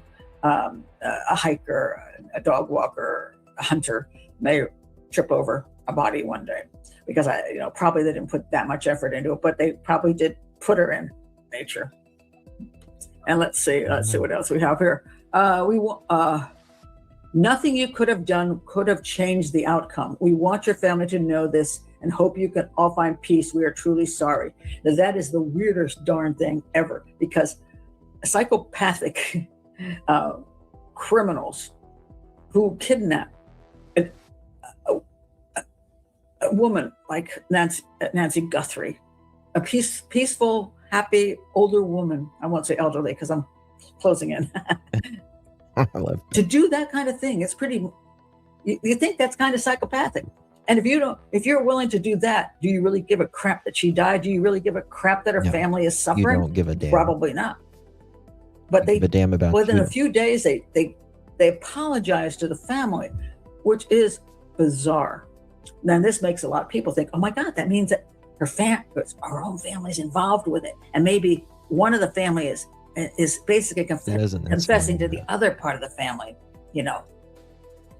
like maybe the daughter and her husband are confessing to Savannah, Mom's dead, but we don't want you to feel bad about it. It was just a heart attack, and we didn't mean it. And sorry about that. Hope you get peace. I think it's going to go berserko. People are going to go berserko on that. But I think it's more likely that these are amateur kidnappers who, for whatever reason, thought they could get away with something like this. And they were going to release her, and they weren't going to kill her. They weren't horrible. And they were just going to get this money and it would be really cool. And then she died on him. Guys, look at this. Look at this. Someone just sent this to me. We were talking about the Native American communities. This was Salt River, Pima, Maricopa Indian community. Grieves passion, maybe it's not, maybe it's Indian, like India. Let's look at this. Credit goes to ABC 15. Maricopa Indian community standing together in unity to grieve Passion Schurz, the 28-year-old found dead over the weekend. Now, so many relatives, families, children are enveloping Schur's family with love and support, as together this community is feeling the pain of losing that young mother. Beneath the full moon, the flicker of candlelight, as hundreds share memories of a mother, daughter, sister, and friend. Beautiful young lady. I'm surprised they put Indian community, because they're Native Americans. We don't call them Indians anymore. breaks my heart because she was only 28 years old. Schurz was last seen on March 19th near her family home in the Salt River Pima Maricopa Indian community. This candlelight vigil Wednesday held just 2 miles away after her body was recovered from a canal in Scottsdale on Saturday morning. It's devastating for all of us. Schurz leaves behind 2 little girls. Family speaking at the vigil on a high school football field, including Scherz's mother, Anna Anderson. Last week, she spoke with me one-on-one about the weight of her daughter going missing. I've done actual, literal footwork on this reservation looking for her, and all I want, to know is that she's okay. Now, her worst nightmare realized. Scherz's cause of death is still unknown. Scottsdale police taking over the death investigation say there were no fractures, stab, or gunshot wounds. They Well, how the hell did she end up in a canal? say it could be weeks before the medical examiner determines how Passion died and police understand how she ended up in the canal. It's going to be a big struggle. Well, the only reason we call them Indians is because Christopher Columbus thought that he was in India. So that's how they got Indians. I think that's the worst thing for a parent to lose their child. I really do, because it's happened before in our family too. While the circumstances around Scherz's case are unclear, people at her vigil said one trend remains clear: the tragic deaths of too many young people in their tribal community. I have 3 more relatives that it's happened to. Let me tell you something. Chris McDonough from the Interview Room, he does a lot of work for the Native American communities because there is a lot of things that goes on there. Years ago, my son was murdered out here. And it's very emotional. We're going to find ways to make our community better, ways to make sure, people are searched for. Do you hear so many deaths, right? For me, Indian usually referred automatic reservation casino. Now they say goodbye to another young woman. It's about laying baby girl to rest. It's emotional. It's devastating because it's an epidemic.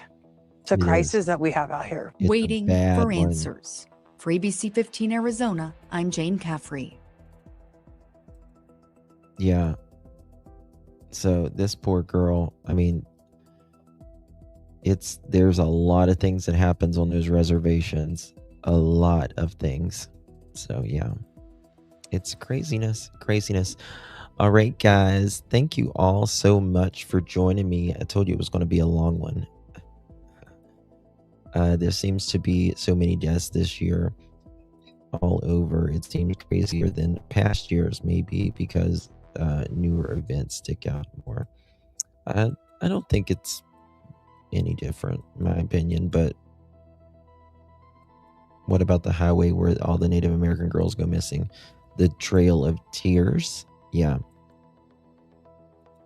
Was PG's mask, etc., traced to a transaction? Not that we're aware of.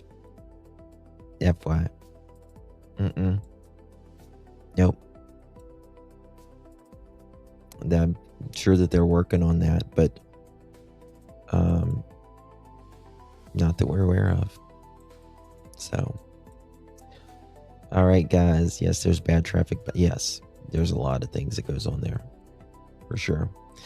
All right, guys. Thank you all so much for joining me. I do appreciate you. Special thanks to mods, members, chat, every single one of you. Thank you for taking out time of your valuable day and spending some time with me. I do appreciate it. Time is very precious. Thank you, guys.